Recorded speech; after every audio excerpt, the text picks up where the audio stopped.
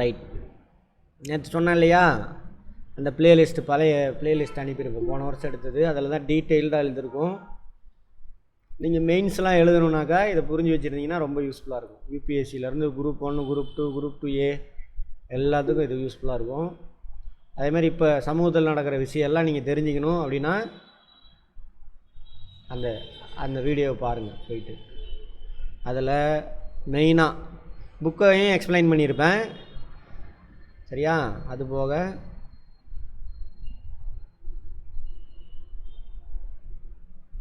இது உங்களுக்கு லிங்க் அனுப்பியிருக்கேன். Make your videos stand out with Movavi Effects Store. Let's overlook.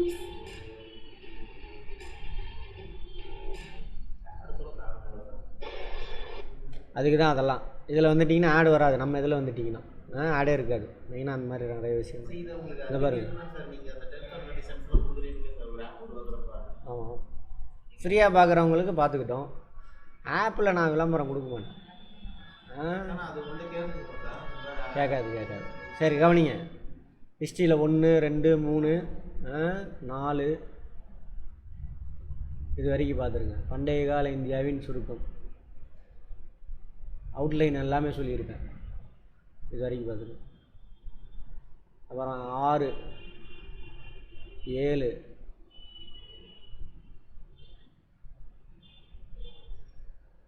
8 வரைக்கும் பார்த்துருங்க. அவுட்லைனே சொல்லியிருப்பேன் எல்லாமே. அப்புறம் டீட்டெயிலாக ஆரம்பித்து போகும். பழைய கற்காலம், இடைக்கற்காலம், புதிய கற்காலம், இதை பற்றிலாம் இருக்கும். டீட்டெயிலாக வேணுங்கிறவங்க இதை பாருங்கள். இந்த கிளாஸ் ஒன்று இந்த மெட்டீரியல் வச்சுக்கோங்க. டீட்டெயிலாக நல்லா புரிஞ்சு படிக்கணும் அப்படின்னாக்கா அதுமாதிரி என்னென்ன இந்த நீட்டுன்ற பேரில் அதில் என்னென்னலாம் நுழைச்சி விட்ருக்கானுங்க, பொய்யெல்லாம் அதெல்லாம் சொல்லியிருப்பேன் எல்லாமே. அப்படியே பார்த்துப்பாங்க. மொத்தம் 99 வீடியோஸ் இருக்குது. கதை மாதிரி தான் இருக்கும். புக்கை படித்து அப்படியே எக்ஸ்பிளைன் பண்ணியிருப்பேன். அதுக்கோட பேக்ரவுண்ட் என்ன, எல்லாமே காரணம் என்ன, எல்லாமே சொல்லியிருப்பேன். மெயினாக யூபிஎஸ்சி படிக்கிறவங்களுக்கு ரொம்ப முக்கியம். பாருங்க. ரைட். குரூப் 1க்கும் ரொம்ப ரொம்ப முக்கியம். பாயிண்ட்டே இங்கேருந்து தான் கிடைக்கும் உங்களுக்கு. இந்த மெயின்ஸ் எதை எழுதுனாலும் சரி, அதுக்கு ஒரு புக்கை வச்சு படிச்சுட்டு இருக்கிறானுங்க எல்லாத்தையும். அதுக்கு ஒரு கொஸ்டின் ஆன்சர் இதுதான் வருன்ட்டு எப்படி கேட்டாலும் எழுதுகிற மாதிரி போகணும். ஆமாம், அதுக்கு பேசிக் நல்லா தெரிஞ்சிருந்தால் தான் இதனால தான் இது வந்துச்சு, அப்போ அதுக்கு எப்படி சொல்யூஷன் கண்டுபிடிக்கிறது, அதுக்கான இப்போ உள்ள ஸ்கீம்லாம் என்ன இருக்குது, அதான் கரண்ட் அஃபேர். 2 கலந்து தான் வரும். அதுக்கானது. அதனால் மிஸ் பண்ணாமல் பாருங்கள் போயிட்டு. இல்லை சார் எனக்கு அதெல்லாம் வேணாம் சார், சும்மா போலீஸு இது மாதிரி எஸ்ஐ பாஸ் ஆனால் போகும் சார், அப்போ இதை மட்டும் ஃபாலோ பண்ணணும். இதிலேருந்து எதுவும் மிஸ் ஆகாது. ரைட். அடுத்தது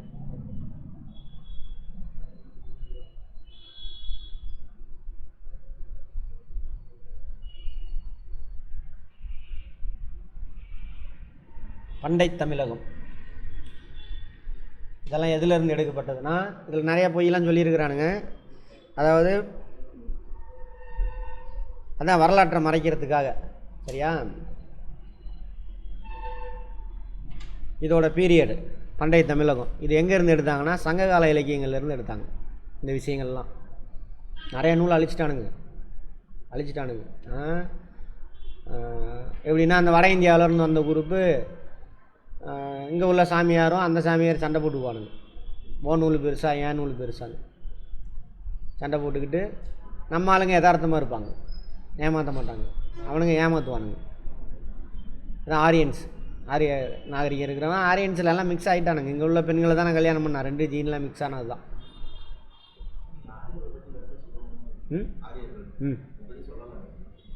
வரும் பின்னாடி வரும். அவன் வந்துட்டு என்ன பண்ணுவாங்க, நம்ம ஆளுங்களை ஏமாற்றிடுவாங்க. அவன் என்ன பண்ணுவான், இப்போ நதி ஓடிக்கிட்டு இருக்கோம், இந்த நதியில் வந்து என்ன பண்ணுவாங்க, 2 ஓலைச்சுவடியும் போடுவோம். இதெல்லாம் எப்போ நடந்ததுன்னா கிபி 6ஆம் நூற்றாண்டுக்கு அப்புறம் நடந்த விஷயங்கள். அப்போ ஃபுல்லாக தமிழ்நாடு ஃபுல்லாக இந்தியா முழுவதே புத்த மத சமணமாக தான் இருப்பாங்க, அவங்க தான் இருப்பாங்க. அப்போ அவங்க எழுதின நூட்கள் நிறையா. திருக்குறள் கூட சமண மதத்தோடு தொடர்புடையது. ஜெயினிஸ் இருக்காங்களா, சேட்டுன்னு சொல்கிறாங்களா, ஜெயின், அந்த மகாவீரர் அவங்களுடைய ஃபாலோயர்ஸ், அவர் சொல்கிற அறிவுரையில் பின்பற்றுவாங்க. அப்போ அதுதான் இங்கே நிறையா இருப்பாங்க. அவங்க குகையில் இருப்பாங்க பேசாமல். அந்த குடைவரை கோயிலெலாம் கட்டினதே முதல்ல அவங்க தான். அவங்கள வச்சு தான் அவங்க தங்குறதுக்காக மலையை உடஞ்சி கொடுப்பாங்க. ஏன்னாக்கா அவங்க ட்ரெஸ் எல்லாம் போட மாட்டாங்க. அப்போ குகையில் இருக்கும்பொழுது என்ன ஆகுனாக்கா வெளியில் உள்ள கிளைமேட் அவங்கள பாதிக்காது. குளிராக இருந்தாலும் உள்ள குகைக்குள்ளே போனீங்கன்னா கதப்பாக இருக்கும். வெளியில் வெயிலாக இருந்தால் உள்ளே ஜில்லு ஜில்லுன்னு இருக்கும். சரியா? ஜாகிரஃபி பார்க்குறப்ப கேளுங்க, அதை பற்றி சொல்கிறேன் ஏன் என்ன அப்படின்னு. சும்மா சின்ன விஷயந்தான், அது ஒரு விஷயமே இல்லை. சரி, அதனால் அங்கே தங்குவாங்க. அப்போ அந்த ஊர் மக்கள் போய் சாப்பாடெல்லாம் கொடுப்பாங்க. எங்கள் கிராமத்துலேயே இருக்குது, அங்கே குகை இருக்கும். இதில் சமண முனிவர்கள் தங்கியிருந்தது. எங்கள் கொள்ளுப்பாட்டியை பார்க்குறதுக்கு வாய்ப்பு எனக்கு கிடச்சிது. அங்கே ஊருக்கு போய் அங்கே கொஞ்சம் ஒரு 8 வருஷம் படித்ததுனால அந்த பாட்டி தான் சொல்லுவாங்க. அது அப்போயே 90 வயசு. எப்போ சொல்கிறேன், இன்னையிலேருந்து 1990 சொல்கிறேன். 90 வயசு அப்போ வரைக்கும் இருந்திருக்காங்க அங்கே. அப்போ நான் 90 வயசுனா எப்போ 20ஆம் நூற்றாண்டு தொடக்கத்தில் பிறந்திருப்பாங்க, அல்லது 19ஆம் நூற்றாண்டு கடைசியில் பிறந்தவங்களாக இருப்பாங்க. அப்போ வரைக்கும் அந்த சாமியாரெலாம் இருந்திருக்காங்க. அவங்களாம் போய் சாப்பாடு போடுவாங்களாம். கல்லுலேயே தட்டு செதுக்கி வச்சுருப்பாங்க. சாப்பிட்டுட்டு அங்கே கை கழுவிட்டு உள்ளே போய் படுத்துக்குவாங்க. அப்போ அந்த மக்களுக்கெல்லாம் அறிவுரையெல்லாம் கொடுப்பாங்க. எல்லாத்துக்கிட்டையும் அன்பு காட்டுங்க, உயிரெல்லாம் கொள்ளாதீங்க அப்படின்னு. அது ஏன் அப்படி வந்ததுன்னு பார்ப்போம். ரைட். ஸோ அந்த சாமியாருங்களாம் என்ன பண்ணுறாங்க, நிறையா நூல்கள் எழுதியிருப்பாங்க. அப்படி எழுதுனது தான் திருக்குறள். திருக்குறள்லாம் பார்த்தீங்கன்னு வச்சுக்கோங்க, ஏதோ நெருப்பில் தூக்கி போட்டு எடுத்தது அப்படிம்பாங்க. நெருப்பில் விழுந்து எடுத்துகிட்டு வந்தது. அது மாதிரி நிறையா அந்த 10 பாட்டு 8 தொகை நூல்கள்லாம் அங்கங்கே கடந்து கடைசி எச்சன்னு சொல்லுவாங்கள்ல, அது மட்டும்தான். அப்போ எவ்வளோ நூலை எரிச்சிருப்பாங்க, 600கள்லேருந்து இங்கிலீஷ்காரன் வர வரைக்குமே அவ்வளோ நூல் தமிழில் இருந்திருக்கு. அதேமாதிரி அதிகமான கல்வெட்டு தமிழில் தான் கிடச்சிருக்கு இது வரைக்கும் தமிழ்நாட்டில். நூல்கள், ஓலைச்சுவடி எல்லாமே. ஏன் அவ்வளோ தூரம் ஒரு கோயில்களே அதிகமாக தமிழ்நாட்டில் தான். அந்த கோயில்னால் அந்த சமண புத்த மத துறவிகள் இருந்தாங்களோ அவங்க தங்கினதுக்கான கோயில். அப்புறம் இவங்க போய் ஆக்குபை பண்ணிக்குவாங்க. அந்த மாதிரி அதை எப்படி அந்த ஓலைச்சுவடியெல்லாம் அழிச்சாங்கன்னு பாருங்கள். இப்போ நீ உன்னோட ஓலைச்சுவடியை விடு, நான் என்னோடய ஓலைச்சுவடியை விட்றேன், அதில் தான் எழுதியிருப்பாங்க அப்போல்லாம். அப்போ அவங்க என்ன பண்ணுவாங்கன்னா, ஒரு வித்தியாசமான ஒரு வேர் இருக்கும், இப்படி வளைஞ்சிருக்கும். அதை அடியில் கட்டி போட்டுருவாங்களாம்மா தண்ணியில். எது தண்ணிக்கு எதிராக போகுதோ அவங்க தான் ஜெயித்தாங்க. அது ஒரு போட்டி. நிறைய போட்டி இருக்குது. 3 வகையான போட்டி கேள்விப்பட்டிருக்கேன்.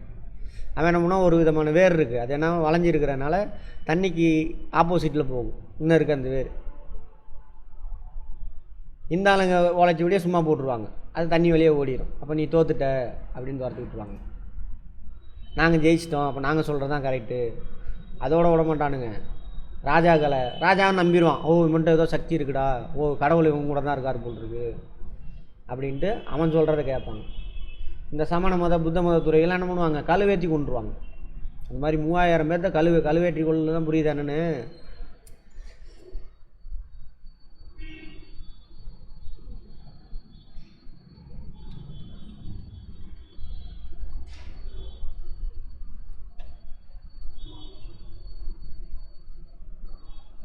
அவனுங்களே எழுதி வச்சுருக்கிறானுங்க, இந்த மாதிரிலாம் நாங்கள் சாமியாரெலாம் துரத்தணும் அப்படின்னு. அப்படி அந்த டைமில் ஒன்றும் அங்கே பாருங்க தான், அங்கே பாருங்க தெரியுதா?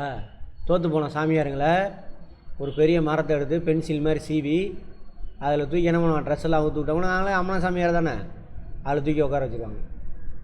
இங்கே பாருங்கள், சமணர்கள் கழுவேற்றம்னு புக் இருக்கா? அப்போ என்ன ஆகும், அடுத்த நாள் இயேசு சிலுவையில் இறஞ்சாங்களா, அந்த மாதிரி கதை தான் இதுவும். உட்கார வச்சுருவானு அப்படியே ஏறி மேலே வந்துடும். இங்கே பாருங்கள், இந்த மாதிரி சாவானுங்க. சிற்பமேலாம் இருக்குது இன்னும். கழுவேற்றி முனிவர்கள், ரிஷி முனின்னு சொல்கிறான்ல, அது இந்த ரிஷிகள் தான். அவங்களாம் முனிவரெல்லாம் வெளியில் போகவே மாட்டாங்க. அவங்க தான் உருவாக்குனாங்க. அந்த மாதிரி ஒருத்தர் தான் யார், இவர் திருவள்ளுவர். அது எங்களுக்கு இங்கே ஃபேமஸாக இருக்கிறதுனால அதை ஆக்குபை பண்ண பார்க்குறாங்க. சரியா? ரைட். அது மாதிரி இவங்களாம் அடிச்சு வராங்க. அப்போது தப்பிச்சு ஓடினால்தான் யார், அந்த 7ஆம் அறிவில் ஒருத்தர் வருவார், சாமியார், புத்த மத துறவி. அவர் போதி தர்மன். இவங்களிடம் தப்பிச்சு ஓடினால்தான் அந்த ஆள் சீனாவுக்கு ஓடி போயிடுவார். அதை இவனுங்க எடுக்க, ஏன்னா அங்கே போயிட்டு சர்டிஃபிகேஷன் போனாலும் என்ன ஆயிரும், மாட்டிக்குவாங்க. உண்மையான வரலாறு எடுக்க முடியாது. சரி, அந்த மாதிரி நிறையா நூல்கள் அந்த நம்ம இங்கே உள்ள ஓலைச்சுவடியை எடுத்து என்ன பண்ணிடுவானுங்க, எரிச்சிடுவானுங்க. அப்புறம் 2 பேர் பேசணும். அந்த வட இந்தியாவில் வந்த இந்த சமண முதியவரும் வட இந்தியாவிலேருந்து வந்தாங்கன்னா இவங்க கான்செப்ட் வேறு. இந்த ஆரியம் வேதம் அதை சார்ந்த சாமியார்கள் வேறு. அவங்கள தான் நான் வட இந்தியர்கள் அப்படின்னு சொல்கிறேன். ராஜா உட்கார வச்சுக்கிட்டு நானும் அவரும் என்ன பண்ணுறோம், அவர் சாமியாரை பற்றிலாம் சொல்லிட்டு நான் எங்கள் சாமியை பற்றிலாம் சொல்கிறேன். 2 பேரும் மாலையை போட்டுக்கணும். சரியா? எந்த மாலை சீக்கிரம் வாடுதோ அவன் தோற்று போயிட்டான். அப்போ நான் அவனை கழுவேற்று. அந்த மாதிரி அது ஒரு கான்செப்ட்டு. அப்புறம் நெருப்பில் ஓலைச்சுவடியை போடுறது. எந்த ஓலைச்சுவடி எரியுதோ அவன் தோற்று போயிட்டான். இவனுங்க உஷாரம் என்ன பண்ணுவானுங்க, அதில் ஏதாவது மேலே பூசி போட்டுருவானுங்க. தந்திரமாக இருக்கிறவன் எப்பயுமே என்ன பண்ணுவான், இந்த வேலையெல்லாம் பண்ணுவான். இப்படி தான் இந்த தமிழ் நூல்கள்லாம் எரிச்சிட்டானுங்க. ஏகப்பட்டது எரிச்சிட்டான், நாசமாக போச்சு. அது போக மிச்சம் கொசுறு தான் இந்த 10 பாட்டு 8 தொகை சங்ககால இலக்கியங்கள். சங்கம் இருந்துச்சுன்னு சொல்கிறானுங்க, அதுவே தப்பு தான். அது வேறு. சங்கம்லாம் வச்சுலாம் யாரும் தமிழ் வளர்க்கலை. எல்லார் வீட்லேயும் என்ன பண்ணியிருக்கான், நல்லா எழுத படிக்க நல்லா தெரிஞ்சிருக்கு அவனுக்கு எழுதுனது அப்படின்னு சொல்கிறாங்க இப்போ உள்ள வரலாற்று ஆய்வுப்படி. ஆனால் சங்கங்கிறது புத்த மதத்திலேருந்து வந்தது, அந்த மாதிரிலாம் இங்கே கிடையாது. அந்த மாதிரி ராஜா வச்சு பண்ணியிருக்கணுனாக்கா ராஜாவை பற்றியே தானே எல்லாம் பேசியிருக்கணும். இந்த தமிழ் நூல்கள் எல்லாமே ராஜாவை பற்றி பேசலை, சாதாரண குடிமகன் தலைவன் தலைவி அப்படி தான் பேசியிருக்கும். கடவுளை பற்றி அவ்வளோவா பேசலை. கடவுளை பற்றின நூல் அதுக்கப்புறம் எழுதுனது மட்டும்தான் நிற்கிது. இப்போ சிலப்பதிகாரம் எடுத்துக்கோங்க. சாதாரண தலைவன் தலைவி, ராஜா தப்பு பண்ணுறான், அவனுக்கு தண்டனை. அதில் நிறையா கட்டுக்கதை இருக்கும், அதை விட்டுருங்க. கட்டுக்கதைன்னா என்ன அர்த்தம், இப்போ பத்தினி சொன்னோன்னே பற்றிக்கிட்டு எரியுது, எப்படி பற்றிக்கிட்டு எரியும்? அதெல்லாம் நடக்கிற காரியமா? கதைக்காக. ஆமாம், அந்த மாதிரி சொல்கிறாங்க. சரி, ரைட். அப்புறம் சொல்கிறானுங்க, அந்த காலத்துலேயே இவங்கெல்லாம் இப்படி இருக்காங்கன்னு மற்றவங்க இங்கிலீஷ்காரன் பேச ஆரம்பித்தாலும் அதுக்கெலாம் ஆர்கியாலஜிக்கல் எவிடன்ஸ் இல்லைங்க அப்படின்றானுங்க. அதுக்கு தான் கிடச்சிருக்கு கீழடியில். இன்னும் நிறைய இடத்துல ஆர்கியாலஜி டிபார்ட்மெண்ட்டில் தமிழ்நாட்டில் தோண்டி எடுத்துகிட்டு போனானுங்க ஒன்றிய அரசாங்கம். அதோட ரிசல்ட்டு வெளியிடலை, அது எத்தனை காலத்துக்கு முற்பட்டது அப்படின்னு. ஏன்னா இந்த குரூப் என்ன சொல்கிறானுங்க, இது எங்கள் நாடு எங்கள் பூமி, நாங்கள் உருவாக்கினது தான், நாகரிகம் கற்றுக் கொடுத்ததே திராவிடர்களுக்கு நாங்கள் தான் அப்படின்னு பொய்ய சொல்கிறானுங்க. ஆனால் அதுக்கு முன்னாடி நாகரிகத்தோடு வாழ்ந்ததுக்கான எவிடன்ஸ் இதெல்லாம். புரிஞ்சுதா? சரி, ரைட். இப்போ உள்ளே போகலாம். அந்த சங்ககால அதான் பண்டைய தமிழகம் இவனுங்க சொல்கிறது. ஆனால் இவனுங்க சொல்கிற இந்த காலத்துக்கு முன்னாடி போயிடுச்சு. இப்போ கீழடி நாகருக்கு அகழ்வாராய்ச்சி இதுக்கு இந்த காலத்துக்கு முன்னாடி போயிடுச்சு. இந்த இவனுங்க ஃபிக்ஸ் பண்ணுறது இங்கிலீஷ்காரன் போனதுக்கப்புறம் கிமு 300 கிபி 300 வரைக்கும் இருக்கலாம் அப்படின்றானுங்க. புரிஞ்சுதா? ரைட். இதுதான் இருக்கலாம் அப்படின்னா. ஒரு சிலர் கிமு 200 கிபி 200 இருக்கலாம் அப்படின்னு சுருக்குறானுங்க. ஆர்கியாலஜிக்கல் எவிடன்ஸ் வர வரைக்கும் வந்ததுக்கப்புறம் பார்த்தா அவன் என்ன சொல்லிட்டான், 2800 வருஷத்துக்கு முன்னாடி உள்ளதுங்க அப்படின்ட்டானுங்க. இங்கே உள்ள கார்பன் டேட்டிங் மெத்தடில் கீழடியோட அந்த இது எடுத்து பார்த்தோம்னா அதுக்கு மேலே எங்கேயோ போயிடுச்சு. அப்போ எங்கே வரும், 2800னா கிமு 800க்கு முன்னாடி போயிடுச்சு. கிமு 1000க்கு முன்னாடி அந்த மாதிரி நாகரிகமாக சூப்பராக வளர்ந்துருக்காங்க.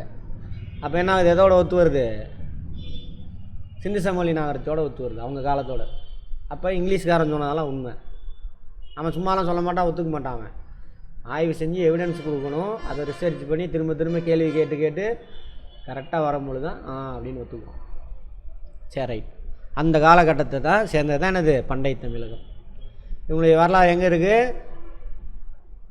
இருக்குது, இந்த சங்ககால இலக்கியங்களில் இருக்குது. ஒரு சில இடத்துல லைட்டாக இப்போ தென்பட்டுச்சு. அது மாதிரி காவிரி ஆறு கடலோடு கடக்கும் நிலத்தில் இருந்த தொன்மையான துறைமுகம் தான் எது, பூம்புகார். எவிடன்ஸ் எடுத்து அங்கே நினைவு சின்னமும் கட்டியிருப்பார். யார் கட்டியிருப்பா, கண்ணை மூடின்னு சொல்லலாம், அவ்வளோதான். இந்த தமிழனுக்கு நல்லது செஞ்சதெல்லாம் பெரும்பாலும் அந்த ஆளாக தான் இருப்பான். ரைட். அதான் அடுத்தது பாம்பூம்பட்டினம், அதே தான் இன்னொரு பேர். இது வந்துட்டு பார்த்திங்கன்னா துறைமுக நகரம். சரியா? துறைமுக நகரம் இன்னும் இருக்குது. அங்கே டெல்டா மாவட்டத்தில் கடற்கரையில் அங்கே ஒரு நினைவு சின்னமே கட்டியிருக்காரு. இந்த இடத்துல வரும். ஆமாம், கட்டி அது மண்ணுக்குள்ளே பாஞ்சிருச்சு. சரியா? நினைவாக இப்போ கட்டி வச்சுருக்காங்க. அந்த இதை வச்சு கரெக்டாக எவிடன்ஸ்லாம் இருக்குது. இப்போது இங்கேருந்து என்ன பண்ணலாம், வேர்ல்டு மேப்பை பார்த்தீங்கன்னா தெரியும். சீர்காழி பக்கமாக கடற்கரையா, வரலாறு முக்கியம் அமைச்சரே அதான். இங்கே பாருங்கள், டேப்பராக இருக்கா, இந்த இடம். இங்கேருந்து ரொம்ப தூரம் கடலில் போக முடியாது. இப்படி இந்த ஏரியாவில் உள்ளவங்களாம் இங்கே வந்து நம்மக்கிட்ட கொடுத்துருவான். இந்த ஏரியாவில் உள்ளவனா நம்மக்கிட்ட கொண்டு வந்து கொடுத்துருவான். அவனுங்களுக்கு தேவையான நம்மக்கிட்ட இருந்து இவன் வாங்கிட்டு போவான். இவன் இந்த பக்கம் சீனா அவங்களாம் இருக்காங்க இல்லையா, அதே மாதிரி இவனோட பொருள் நம்மக்கிட்ட இருக்கும் இல்லையா, அதையும் வாங்கிக்குவாங்க. அதே மாதிரி இவன் அவங்க ஏரியாவில் விளையிற பொருள் கிடைக்கிற பொருளை கொண்டு வந்து இவன்கிட்ட கொடுத்துருப்பான். நம்ம யூஸ் பண்ணது போய் எக்ஸஸாக இருக்கிறத என்ன பண்ணுவான், இவன் வாங்கிக்குவான். அப்படி ஒரு முக்கியமான இடமா இருந்தது. எங்கே வரைக்கும் போகும், இங்கே வரைக்கும், ஜப்பான், கொரியா வரைக்கும். கொரியாவில் தமிழ் பெண் வந்து ராணியாக இருந்திருக்கான எவிடன்ஸ் இருக்குது. கொரிய மொழியில் நிறையா தமிழ் எழுத்துக்கள் இருக்குது அப்படின்னு கண்டுபிடிச்சிருக்காங்க. தமிழ் வார்த்தைகள் அப்படியே தமிழ் மாதிரியே இருக்குது. ரைட், இவ்வளோ விஷயம். நமக்கும் சமஸ்கிருதத்துக்கும் சம்மந்தமே இல்லை, எழுதி வச்சுக்கோங்க. சரியா? அது எங்கேருந்து வந்தது பின்னாடி வருது பார்ப்போம். அவங்களுடைய நாகரிகமே வேறு, நம்ம நாகரிகமே வேறு. இங்கே திராவிட நாகரிகம் மண்ணில் புதைப்பாங்க, அதுதான் இயற்கை. மண்ணில் புதைக்கிறது தான் கரெக்டு. புதைச்சானா இப்போ நான் சாகிறேன், என்னோடய உடம்புல உள்ள பயாலஜி பார்த்தோமா, செல்கள்லாம் டீகம்போஸ் ஆகி மண்ணில் போயிடணும். திரும்ப என்ன பண்ணணும், அங்கே இருக்கிற மரம் செடி அதை எடுத்துகிட்டு வளரும். இதுதான் இயற்கை. எரிச்சா என்ன ஆயிரும், சாம்பலாக போயிடும். அது மாதிரி பூம்புகார் நகரத்தின் மற்ற பெயர்கள் புகார், காவேரி, பூம்பட்டினம் எல்லாமே அடுத்தது. அப்போ அந்த பூம்புகார் நகரமும் ஒன்று. இன்னும் நிறையா இருக்குது. துறைமுக நகரம் 1 2 மட்டும் இல்லை, நிறையா இருக்குது. இந்த ஏரியா ஃபுல்லாக இருக்கும். இங்கே இந்த கேரளா கடற்கரையில் இதெல்லாம். அடுத்தது கேட்பாங்க, புகார் நகரத்தின் மற்ற பெயர்கள். அடுத்தது இது எந்த கடற்கரையில் இருக்குது, கிழக்கு கடற்கரை. பூம்புகார் எந்த அரசர்களின் துறைமுகமாக விளங்கியது? சங்ககால சோழ அரசர்கள். சங்க காலத்தில் 3 பேர் இருப்பாங்க. இந்த காலகட்டத்தில் பார்த்தோம் இல்லையா, சங்க காலம் கிமு 300லேருந்து கிபி 300, அல்லது கிமு 3ஆம் நூற்றாண்டுலேருந்து கிபி 3ஆம் நூற்றாண்டு. 3 பேர் இருப்பாங்க. அவங்க தான் மூவேந்தர்கள். சங்ககால ராஜாக்களை தான் மூவேந்தர்கள்னு சொல்லுவாங்க. இடைக்காலத்தில் ராஜாக்கள் இருப்பாங்க, அவங்க மூவேந்தர் கிடையாது. யார் சார் அப்படின்னா, கொங்கு நாடு சேரர்கள். சரியா? இந்த பக்கம் தொண்டை மண்டலம் சோழர்கள், இது பாண்டிய நாடு. ராஜாக்கள் தான் வேறு, இவனுங்களுக்கெல்லாம் மாற்றி மாற்றி சண்டை போட்டுக்கிட்டு இருப்பானுங்க. பட் அந்த புலவர்கள் எழுத்தாளர்களால் அவங்க ஃபுல்லாக இது ஃபுல்லாகவே ரெண்டு அடிச்சிருக்காங்க. எல்லா ஊர்லேயும் தமிழ் பரவி சூப்பராக இருந்திருக்கு. அதுவும் நன்னெறி நூல்கள் தான் அதிகம் தமிழில். நாலடியார், திருக்குறள், அந்த மாதிரி இது மாதிரி நன்னெறி நூல்கள், அதாவது கேள்வி கேட்டு எல்லாத்தையும் நம்பாத, அடிமையாகாத அப்படிங்கிற நூல்கள், அதெல்லாம் எரிச்சுட்டானுங்க. எரிச்சது போக சும்மா இப்போதைக்கு என்ன இருக்குது, பக்தி இலக்கியம் மட்டும்தான் நம்மக்கிட்ட இருக்குது. 4000 திவ்ய பிரபந்தம். அப்புறம் சைவத்தில் என்ன இருக்குது, சைவ 4000 திவ்யமும் வைணவம். சைவத்துக்கு திருவாசகம், அந்த மாதிரி தான் இருக்குது. கடவுள்கிட்ட உருகிட்டு நீ கடவுள் சொல்கிற நம்பி அப்படியே கடவுளுக்காக அர்ப்பணி, கேள்வி கேட்காத, அவன் சொல்கிறதெல்லாம் அப்படியே நம்பு, ஜாதியாக பிரிஞ்சிக்கோ, அவன் குலத்தொழிலை செய் அப்படின்னு அடிமையாக்குறது அங்கே தான் வருது. ரைட். எந்த அரசர்களின் துறைமுகமாக விளையுது? சங்ககால சோழ. எது புகார். அதேமாரி சேரர்களுடைய துறைமுக நகரம் இருக்குது, பின்னாடி வரும். அதேமாதிரி பாண்டியர்களுக்கு வரும், தூத்துக்குடி, அதெல்லாம் கேட்பாங்க. புகார் பற்றி கூறும் நகர் நூல் பட்டினப்பாலை, சிலப்பதிகாரம், மணிமேகலை. இரட்டை காவியம் எது எது? மணிமேகலை. இதோட கண்டினியூட்டி தான் இது. மணிமேகலை எந்த மதத்தோடு தொடர்புடையது? அந்த அம்மா துறவி, இதில் ஒரு துறவி வருவாங்களே, ஔவையாரா? ஔவையாருக்கு மணிமேகலை சம்மந்தமே இல்லை, அந்த அம்மா தனி.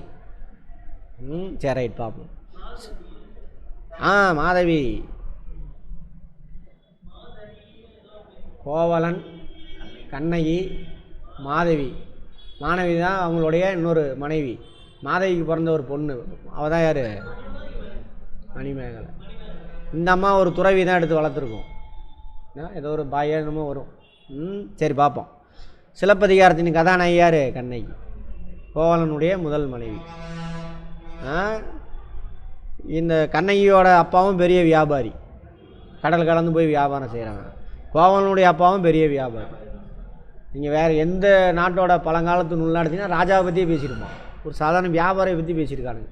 ஒன்றா பார்த்துக்கோங்க. கண்ணகியின் தந்தை பெயர் மற்றும் அதன் பொருள் மாநாயகன் அப்படின்னு அர்த்தம். மானாக பெருங்கடலாமா, பெருங்கடலில் வணிகம் செய்கிறவன், வெளியில் கப்பலில் போய் அப்போவே 1500 வருஷத்துக்கு முன்னாடி வச்சுக்கோங்க. ஏன்னா சங்க காலம் இந்த நூல்கள்லாம் வந்துட்டு இப்போ படி என்ன சொல்கிறாங்கன்னா கிபி 300லேருந்து கிபி 600க்குள்ளே தான் இருந்திருக்கணும் அப்படின்றாங்க. இந்த நூல்கள்லாம் அதுக்கு முன்னாடி உள்ள நூல்கள்லாம் அழிச்சு விட்டானுங்க அப்படின்னு சொல்கிறாங்க.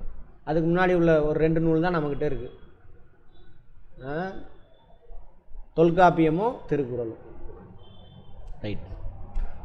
பூம்புகாரில் வணிகம் செய்த வெளிநாட்டவர், அங்கே வந்து வியாபாரம் செஞ்சுருக்கான். கிரேக்கம் ரோம் ரெண்டுமே பக்கத்தில் இருக்கிற நாடு. எங்கே இருக்கானுங்க? ஐரோப்பாவில் இருக்கானுங்க. அதுக்கு எவிடன்ஸ் அவன் நாட்டிலையும் இருக்குது, நம்ம நாட்டிலையும் இருக்குது.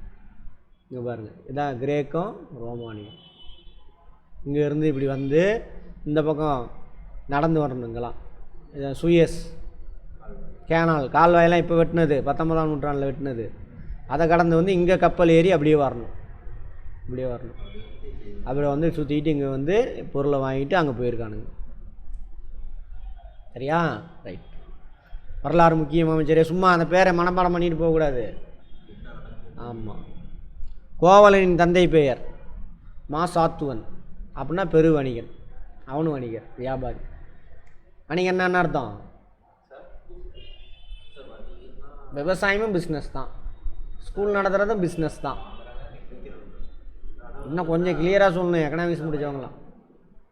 இங்கே பாருங்கள், உற்பத்தியாளர்கிட்ட பொருளை வாங்கிட்டு போய் தேவைப்படுறவனுக்கு கொடுப்பான். மொட்டையாக சொல்லக்கூடாது. இவன் பொருளை உற்பத்தி செய்ய மாட்டான், உற்பத்தி செஞ்சவன்ட்டு வாங்கிட்டு போயிட்டு அவன் உற்பத்தி செஞ்சுக்கிட்டே இருப்பான். அவன்கிட்ட சர்ப்ளஸாக இருக்கிறத வாங்கிட்டு போயிட்டு அங்கே கொடுப்பான். சரியா? இதுக்குள்ளே உள்ளூர் வியாபாரிலாம் இருக்கான். இப்போ சேலத்தில் விளையுது, அப்போல்லாம் இந்த மாதிரி ரயில்வே அது இதெல்லாம் கிடையாது.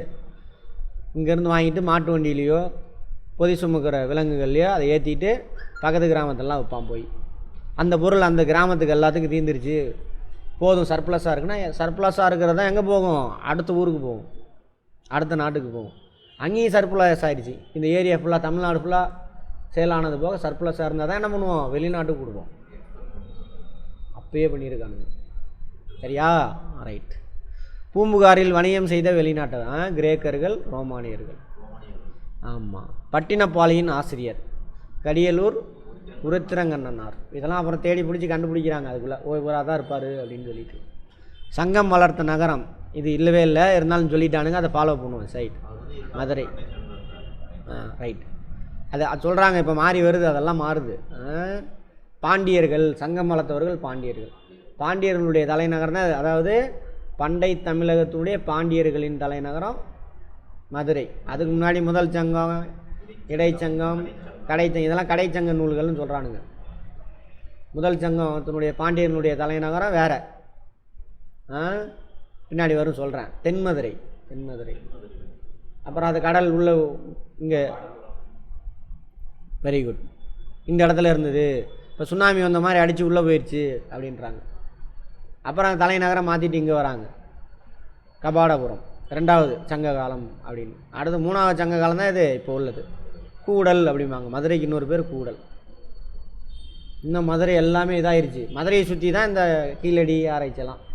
மதுரையை தோண்டினோம்னாக்கா அதுக்கு ஏகப்பட்டது கிடைக்கும் நமக்கு. ஆனால் தோண்ட முடியாது, எல்லா இடத்துலையும் வீடு. ரொம்ப காலமாக ஒரு நகரம் இருக்குன்னா அதுவும் ஒன்று.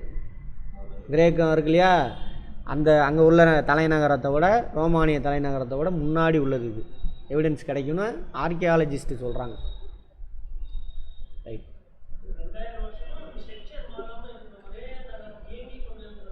இயங்கிட்டு இருக்குன்னு சொல்லலாம். ஸ்ட்ரக்சர்லாம் மாறிடுச்சு அதெல்லாம். இப்போ வேறு மாதிரி இருந்திருக்கு. இவனுங்க எக்ஸ்ட்ரா பிட்டிங்கெலாம் விடுவானுங்க. என் ஊர் மதுரை அப்படின்னு கதையாக விட்றது, தமிழ் தானே அப்படின்ட்டு. அதெல்லாம் நம்பக்கூடாது. கடைச்சங்க காலத்தில் தமிழ் பணி செய்த புலவர்கள் 49 பேராமா. அந்த நூல்கள் இருக்குல்ல, கடைச்சங்க கால நூல்கள், அதை வச்சு இவங்க சொல்கிறாங்க 49 புலவர்கள் இருந்திருப்பாங்க அப்படின்னு. பாண்டியர்களின் துறைநகரம், சோழர்களுடைய துறைமுகம் தான் இது பூம்புகார், காவேரி பூம்பட்டினம். பாண்டியர்கள் வந்துட்டு கொற்கை, உவரி, தொண்டி, இதில் ஏதோ ஒன்று தான் வந்துட்டு தூத்துக்குடி துறை, கொற்கையாக தான் இருக்குன்னு நினைக்கிறேன். ரைட். கேட்பாங்க, பண்டைய காலத்தில் ரோமானிய நாணயங்கள் தொழிற்சாலை எந்த நகரத்தில் இருந்தது? மதுரையில். சோழர்கள்ட்டையும் வியாபாரம் பண்ணியிருக்கானுங்க. பூம்புகாரில் எவிடன்ஸ் இருக்குது. மதுரையில், மதுரை கூட துறைமுக நகரம் இல்லை, மதுரை உள்ளே இருக்கும், இங்கே இருக்கும் வைகை ஆற்றுக்கு கரையில். அங்கேருந்து போகணும், உள்ளே போனீங்கன்னா தான் தூத்துக்குடி வரும். சரியா? ரைட். அங்கே வந்து தங்கி இருந்திருக்கானுங்க. எங்கே? மதுரையில். தங்கினது மட்டும் இல்லை, அவன் நாட்டு நாணயத்தை இங்கேயே அச்சடிச்சிருக்கான். அப்போல்லாம் தங்க நாணயம் தான். அப்போது ஒரு நாடு இன்னொரு நாட்டுக்குள்ளே வந்து அவனோட நாணயத்தை அச்சடிக்கிறான்னா இவனுங்க எவ்வளோ நம்பிக்கையானவங்களால் இருந்திருக்கணும். புரியுதா? அதுலாம் 24 hours அங்கே வந்துட்டு வியாபாரம் நடக்குமா மதுரையில். அல்லங்காடி நாலங்காடின்னு சொல்லுவாங்க. அல்லங்காடின்னு நைட்டு கடைகள்லாம் இருக்குமா, பெண்கள்லாம் வந்து வாங்கிட்டு போவாங்க அந்த மாதிரி. நாலங்காடினா பகலில் இருக்கிறது, பெண்கள் ஃப்ரீயாக வந்துட்டு போவாங்க. அதான் தூங்கா நகரம் மதுரைக்கு ஒரு பேர். அப்போது அவங்க அந்த மக்கள் எவ்வளோ நேர்மையாக இருந்திருப்பாங்க, அப்போ எவ்வளோ அறநெறியோடு இருந்திருப்பாங்க. சாதாரண மனிதனுக்கு அறநெறி இருக்காது, அவங்க அந்தளவுக்கு அந்த மக்கள் சிறப்பாக இருந்திருக்காங்க. அதெல்லாம் தான் தெரிய வருது. அது தெரியல, போய் பார்த்தா தான் தெரியும். நானே எங்கள் அப்பா பிறந்த ஊர் அதுதான், ஆனால் போனதில்லை. ஒரு 2-3 தடவை போயிருப்பேன், அவ்வளோதான். ஆமாம், அங்கே பாட்டி ஊர் அங்கே தான், பக்கத்தில் தான் மதுரை. கிரேக்க வரலாற்று ஆசிரியர் மெகஸ்தனிஸ், அந்த கிரேக்க ஆசிரியர்களான மெகஸ்தனிஸ், அந்த நூலில் இருந்தால் தெரியுது நமக்கு. தனது குறிப்புகளில் தமிழகத்தின் எந்த நகரத்தை பற்றி குறிப்பிட்றார்? மதுரையை பற்றி குறிப்பிட்டார். அதில் இருந்தால் கிரேக்கர்களுக்கு மதுரைக்கும் வியாபாரம் நடந்திருக்குன்னு தெரிய வருது. சரியா? ரைட். வடிவேல் சொன்ன இதுதான் ஞாபகம் வருது. வரலாறு மிகவும் முக்கியமாக. கல்வி கற்பதற்காக காஞ்சியிலிருந்து கடிகைக்கு வந்த சீனர். காஞ்சியிலிருந்து கடிகைக்கு வந்தவரா? காஞ்சிபுரத்துக்கே அவர் வருவார். அங்கே எப்போனாக்கா கிபி 6ஆம் நூற்றாண்டில் ஒரு புத்த மத துறவி யுவான் சுவாங். இது மட்டும் செக் பண்ணும், இதை மட்டும் பாருங்கள். காஞ்சியில் இருந்த, சரியாக போச்சு, காஞ்சியில் இருந்துன்னு நான் படித்தேன், என் மேலே தான் தப்பேன். ரைட். அங்கே வந்துட்டு புத்தம் சொன்னேன் இல்லையா, தமிழ்நாடு ஃபுல்லாக புத்த மதம் சமண மதம் அதான் இருந்துச்சு. காஞ்சிபுரத்தில் புத்த மதம் தான் இருந்துச்சு. அங்கே கல்வி கூடம் இருந்தது.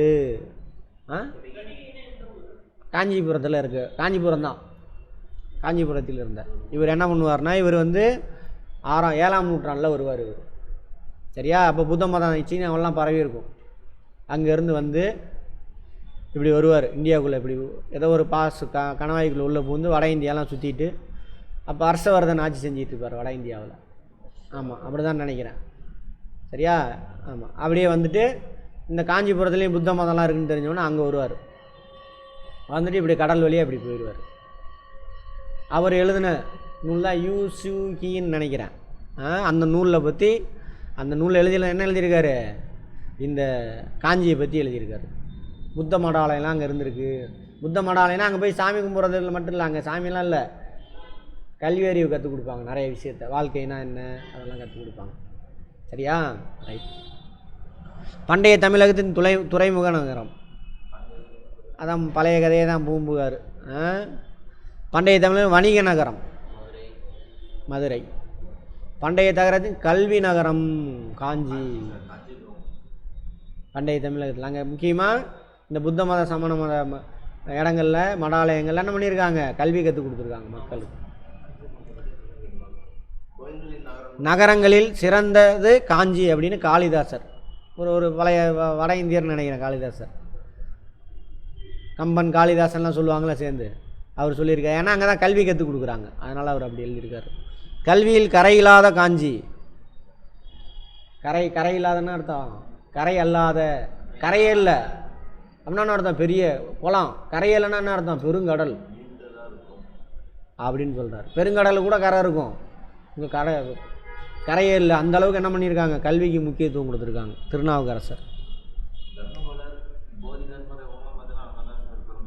ஆமாம், அதே தான். தொண்டை நாட்டின் மிக பழமையான நகரம் காஞ்சி. தொண்டை நாடுனா வட தமிழகம். தொண்டை மண்டலம்னு சொல்லுவாங்க, வட தமிழ். அதாவது காவேரிக்கு மேலே வச்சுக்கோங்க, பாலாறு, ஆந்திராவில் கொஞ்சம் தூரம், அதெல்லாம் சேர்ந்தது எனக்கு தொண்டை மண்டலம் காஞ்சி. அடுத்தது தர்மபாலர், ஜோதிபாலர், சுமதி, போதி தர்மர், இவங்கெல்லாம் பிறந்து வளர்ந்த. இந்த அம்மா பேர் இருக்கான்னு பாருங்கள், காஞ்சிபுரத்தில் இருக்கா? புக்கில் இருக்கா? இந்த புக்கில்? ஆமாம். கோவில்களின் நகரம் என அழைக்கப்படும் காஞ்சி. அதுக்கப்புறம் நிறையா அந்த புத்த மடாலயங்கள், சமண மடாலயங்கள்லாம் நிறையா இருக்கும். ஆமாம். காஞ்சி கைலாசநாதர் கோயிலை கட்டியவர். அப்படியே குழப்புறானுங்க பாருங்கள். பண்டைய கால தமிழத்தை பற்றி பேசுங்கடானா இது வந்து இடைக்கால தமிழகம். பல்லவர்கள் வந்து இடைக்கால இந்தியாவில் தான் வருவாங்க. சரியா? இடைக்கால இந்தியாவில் தான் வருவாங்க. இவங்களும் ஃபஸ்ட்டு புத்த மத சமண மதத்தை தான் பின்பற்றுவாங்க. அதுக்கப்புறம் என்ன பண்ணுவாங்க? சைவம் வைணவத்துக்கு போயிடுவாங்க. அதுக்கப்புறம் புத்த சமண மத துறையெல்லாம் துரத்தி விட்டு அதை அப்படி யார்கிட்ட கொடுத்துருவாங்க? இந்த சைவ வைணவ துறவி இருக்காங்களா அவங்கள்ட்ட கொடுத்துருவாங்க. அடுத்தது அங்கே இருந்தால் சீர்கேடு ஆரம்பிக்குது தமிழ்நாட்டுக்கு. சரியா? ரைட். மன்னன் ராஜசிம்மன் பிற்கால அதான் போட்டிருக்காங்க. பிற்கால பல்லவ மன்னன் காஞ்சி கைலாசநாதர் பிற்காலம் தான் போட்டிருக்கான் பாருங்க. ஃபஸ்ட்டில் வந்தவங்களாம் புத்த மத சமணத்தை ஃபாலோ பண்ணிட்டு வரான். போக போக என்ன ஆயிரும்? கைலாசநாதர்னாக்கா சைவ மதத்தை பின்பற்றுறாங்க. சைவனா என்ன சாமியை கும்பிட்றவர்? சைவனா கறி சாப்பிடாமல் அந்த கதை இல்லை. சிவனை வழிபட்டால் சைவம். சரியா? வைணவனாக்கா பௌத்தம் கிடையாது, அதை விட்டுருங்க. வைணவம் இது இப்போ உங்களை ஏமாற்றிட்டு இருக்கிற குரூப்பு சைவம் வைணவம். சிந்திக்க விடாமல். ஆமாம், மாற்றி மாற்றி இவனுங்களே அடிச்சுக்குவானுங்க. மாற்றி மாற்றி நடந்துச்சா? இப்போ வைணவத்திலே 2 குரூப் இருக்குது, வடகலை தென்கலை. இப்போ ஏதாவது யானைக்கு பட்டை போடுறதா? என்னது அது? இல்லை லுங்கி கட்டுறதா? வேஷ்டி கட்டுறதா? எதுக்கு ஒன்று சண்டை நடக்கும். இப்போ நடந்தது போன வாரத்தில். அடிச்சிட்டு சாவாங்க தோசைக்கு. தோசை வைக்கிறது அதெல்லாம். வைணவத்தில் 2 குரூப் இருக்கும். தோசை தான் அதுவும் இருக்குது. ஆமாம், அது விட்டுருக்கு. இது வடகலை தென்கலை. தென்கலை தான் நம்ம ஃபாலோ பண்ணணும். அட்லீஸ்ட் அப்படியே நீங்கள் போனாலும். இங்கே தான் 4000 திவ்ய பிரபந்தம் அதெல்லாம் தமிழில் பாடுவாங்க. ஆமாம், 4000 திவ்ய பிரபந்தம். சரி, கவனிங்க அப்புறம் பேசிக்கங்க. வடகலை வந்து வடமொழியில் இந்த மந்திரம் எது? சமஸ்கிருத மந்திரம். அப்படி தான் கொஞ்சம் கொஞ்சமாக உள்ளே பூந்தது அந்த மாதிரி. அடுத்து 2ஐயும் மிக்ஸ் பண்ணுறானுங்கன்னு வச்சுக்கோங்களேன். பௌத்த துறவியான மணிமேகலை தனது கடைசி காலத்தை எங்கு கழித்தார்? காஞ்சிலியாமா. யார் மணிமேகலை? மாதவியோட மகள். அதான் எந்த மதத்தோடு தொடர்புடையதுன்னு கேட்டினா? ஆமாம். அப்போ கேட்பாங்க மணிமேகலை எந்த மதத்தோடு தொடர்புடையது? பௌத்த மதத்தோடு தொடர்புடையது. ஏரிகளின் மாவட்டம் என அழைக்கப்படுவது காஞ்சிபுரம். ஏகப்பட்ட ஏரி அங்கே இருக்குது. ஏன்னாக்கா வடகிழக்கு பருவ காற்றுறப்போ மட்டும்தான் அங்கே மழை பொழிவு இருக்கும். வடகிழக்கு பருவ காற்று அக்டோபர், நவம்பர், டிசம்பரோடு முடிஞ்சு போச்சு. ஜனவரியில் ஏதாவது ரேராக நடக்கும். இப்போ 2 வருஷமாக பெய்யுது. ஜனவரிலாம் நடக்காது. அப்போ தான் அறுவடை காலம். தை மாதம் இல்லையா? அது ரேராக நடக்கும். ரைட். சைக்ளோன் ஃபார்ம் ஆனால் இந்த 3 மாதத்தில் பெய்கிற மழை தண்ணி அதை வச்சு தான் விவசாயம் பண்ணணும். அப்போ நிறைய ஏரி குளம்லாம் வெட்டி வச்சுக்கிறாங்க. 3 மாதத்தில் பெய்கிறப்ப விவசாயம் செஞ்சுக்குவாங்க. மிச்ச தண்ணியை சர்ப்ளஸாக சேர்க்கி வச்சுக்குவாங்க. அடுத்த 3 மாதத்துக்கு விவசாயம் செய்வாங்க. அப்படி அது 3 மாதம் டெய்லிலாம் பெய்யாது. இப்போ எப்படி பெய்யுது அந்த மாதிரி. அதனால் ஏகப்பட்ட ஏரி அப்போயே இருக்குது. அதனால தான் ஏரிகளின் மாவட்டம். அடுத்து இந்த முக்கியமானது, சோழ நாடு சோறு உடைத்தது. சோழ நாடுனா இது தஞ்சாவூர் டெல்டா. பண்டை சோழனுடைய தலைநகரம் வேறு உறையூர். ஆனால் அந்த காவேரி பூம்பட்டினம் அதெல்லாம் உறையூர் வந்து திருச்சி அந்த பக்கம் வச்சுக்கோங்க. பட் தஞ்சை டெல்டா எல்லாமே அவங்க கண்ட்ரோலில் தான் இருக்குது. சோறு உடைத்தது. யானை கட்டி போர் அடித்தாம்பாங்க. போர் அடிக்கிறேன்னா என்னன்னு தெரியுமா? என்னது? நெல் அடித்ததுக்கப்புறம் நெல்லை கையில் அடிப்பாங்க. அடித்ததுக்கப்புறம் அதை தூக்கி ஒரு இடத்துல போட்டு யானையை மிதிக்க விடுவாங்க. இப்போ மாட்டை மிதிக்க விட்டுக்கிட்டு இருந்தாங்க. இப்போ அதெல்லாம் இல்லை, எந்த கிராமத்தில் இல்லைன்னு நினைக்கிறேன். ஆமாம், எல்லாம் அந்த இது மெஷின் விட்டானுங்க. எல்லாமே மெஷின் வந்துடுச்சு. ஆமாம், மக்கள் தொகையும் பெருகிடுச்சு, இந்த மாதிரி இயந்திரங்களும் பெருகிடுச்சு. அது ஒரு மாதிரி ஓடிக்கிட்டு இருக்குது. இயற்கையை மீறி போயிட்டுருக்குறோம். அதனால தான் 50 கோடி பேர் இந்த இடத்துல இப்போ எத்தனை கோடி பேர் இருக்கோம்? 800 கோடி பேர் இருக்கோம். எங்க உலகம் முழுவதுமே மொத்தமாக கெப்பாசிட்டி 50 கோடி தான் மனிதர்கள். 800 கோடி ஆகி போச்சு. இந்த நவீன உலகம் தான் காரணம். எப்படி என்னன்னு பார்ப்போம். பாண்டிய நாடு முத்துடைத்து. ஏன் முத்துடைத்துன்னு சொன்னாங்கனாக்கா, பாண்டிய நாடு மதுரை இந்த ஏரியாவா, தூத்துக்குடி துறைமுகத்தில் இன்னமும் தூத்துக்குடி முத்து வந்து ஃபேமஸ். முத்துடைத்தது. சேர நாடு வேலை முடித்தது. வேலை என்னன்னு அர்த்தம்? யானை தந்தம். யானை நிறையா இருக்கும் அங்கே. கேரளாவில் இந்த பார்டர், கேரளா மட்டும் இல்லை, இந்த நம்ம கிழக்கு இது ஃபுல்லாகவே கோயம்புத்தூர்லேருந்து தருமபுரி வரைக்குமே. இன்னும் யானையெல்லாம் இருக்கா? அங்கே கேரளாவிலையும் யானையெல்லாம் இருக்கும். அப்படி சேர நாடு. தொண்டை நாடு சான்றோர் உடைத்து. காஞ்சி இருக்குல்ல, அதான் தொண்டை நாடு காஞ்சி. படிப்பறிவு கேட்பாங்க, இதெல்லாம் மேட்ச் த ஃபாலோவிங்கில் கேட்பான். கதையாக கேட்டுட்டு வந்தீங்கன்னா அப்படியே நின்றுக்கும், மறக்கவே மறக்காது. அடுத்தது வேத காலம், சிந்து சமவெளி. இப்போ இந்த காலத்தெல்லாம் சொல்லவே இல்லை. சரி, அதை பார்த்து எடுத்து தரேன்.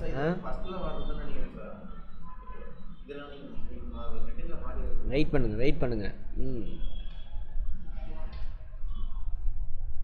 இங்கே சிந்து சமவெளி மக்கள் இருந்தாங்களா? இதே தென்னிந்தியாவை பார்த்துட்டு இப்போ திரும்ப இங்கே வந்தாச்சு வட இந்தியாவுக்கு. சிந்து சமவெளியை பற்றி பார்த்துட்டோம். இன்னும் பழைய கற்காலம், இடைக்கற்காலம், புதிய கற்காலம்லாம் எடுத்துகிட்டு இல்லை, பின்னாடி வருதா என்னன்னு தெரில. அப்படி இல்லைன்னா அந்த வீடியோ அனுப்பினேன் இல்லையா, அதில் இருக்கும். ஃபஸ்ட்டு ஒரு 5-6 இதில் இருக்கும், அதில் பாருங்கள். எல்லாம் அதையும் எடுத்து தரேன், ஒன்றும் பிரச்சனை இல்லை. அதில் ரொம்ப முக்கியமானதெல்லாம் இருக்குது, அதோட காலகட்டம். இப்போ பழைய கற்காலத்தில் நாடோடியே சுற்றிக்கிட்டு இருப்பான். அது ஆமாம், அந்த புக்கே அதை நாசம் பண்ணி வச்சுட்டானுங்க. இடைக்கற்காலம் லைட்டாக பார்சியலி செட்டில் லைஃப். இடைக்கற்காலம், புதிய கற்காலம்,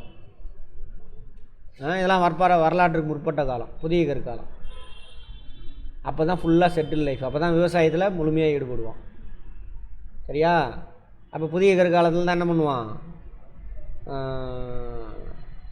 அது புதிய கற்காலத்தோட காலம் கிமு 10,000 கிமு 4000 வரைக்கும் புதிய கற்காலம். மெகர்கர்னு பார்த்தோம்ல, சிந்து சமவெளியினுடைய முன்னோடி நகரம், முன்னோடி கிராமம், அது புதிய கற்காலத்தோடு சேர்ந்ததுன்னு நேற்று பார்த்துருப்போம்.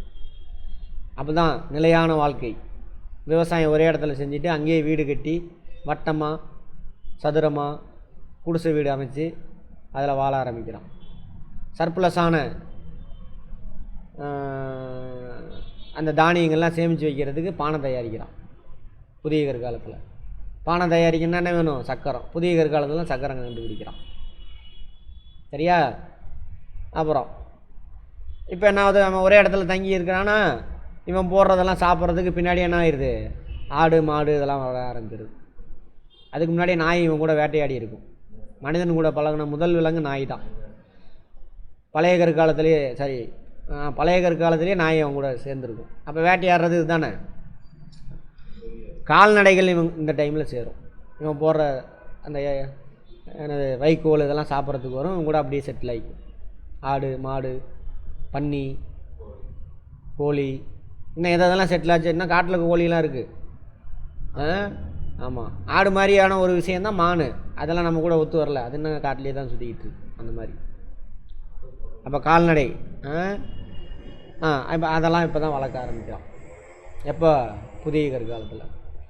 பழைய கற்காலத்தில் எப்படி இருந்தால் நாடோடியாக இருந்தான். கிழங்குலாம் போயிட்டு பொறிக்கிறது, உணவு சேகரிப்போம் பழைய கற்காலத்தில். அப்புறம் வேட்டையாடுறது. இது ஒரே இடத்துல கிடைக்குமா? பழைய கற்காலத்துக்கு போயிட்டேன், திரும்ப கதையை மட்டும் கேட்டுக்கோங்க, கிடைக்காது. அப்போ ஓடிக்கிட்டே இருப்பான். அங்கேருந்து போகிற வழியில் அன்றைக்கி போயிருப்பான். இந்த பேர் கிரில்ஸ் இருக்கான்ல, அந்த கதை தான். அவன் பஞ்சில் துணியை போட்டிருக்கான் உடம்புல. அவனுங்க இலை தலை மரப்பட்டை. அதுவும் எதுக்கு உடை அணிஞ்சான் முதல்ல அப்படின்னா அழகுக்கெல்லாம் கிடையாது. அழகுக்கு மானம் போகுது அதுக்கெல்லாம் கிடையாது. இயற்கையிலேருந்து தன்னையை காப்பாற்றிக்கிறது. குளிர்லாம் இருக்குல்ல, குளிர் வெயில் இதுலேருந்து காப்பாற்றிக்க தான் முதல்ல என்ன பண்ணுறான்? இந்த இலை தலை இதெல்லாம் போத்திக்கிறான். அதுக்கு தான், கிளைமேட்டுக்கு தான் ட்ரெஸ்ஸு. அதனால தான் சொல்லுவேன், நம்ம கிளைமேட்டுக்கு நம்ம போடுற ட்ரெஸ்ஸு சரியில்லை, நம்ம முன்னோர்கள் போட்ட ட்ரெஸ் தான் கரெக்ட். அதனால தான் எப்படா போயிட்டு இந்த சட்டை பேண்ட்டெல்லாம் கழட்டி போட்டு ஃப்ரீயாக இருக்கலான்னு தோணும். லுங்கி கட்டிக்கிறோமா? ஏன்னா நம்ம கிளைமேட்டுக்கான ட்ரெஸ்ஸே கிடையாது.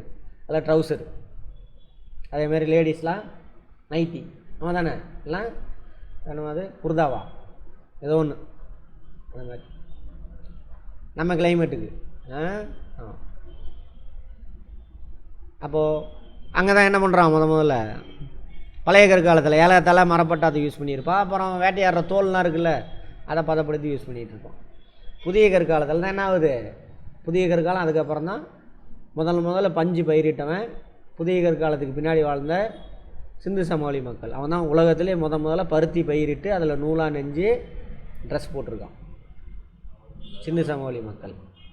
ரைட்டு. உலோக காலத்தில் தான் ட்ரெஸ் அந்த மாதிரிலாம். அதே எப்படி கிடச்சிருக்குமா?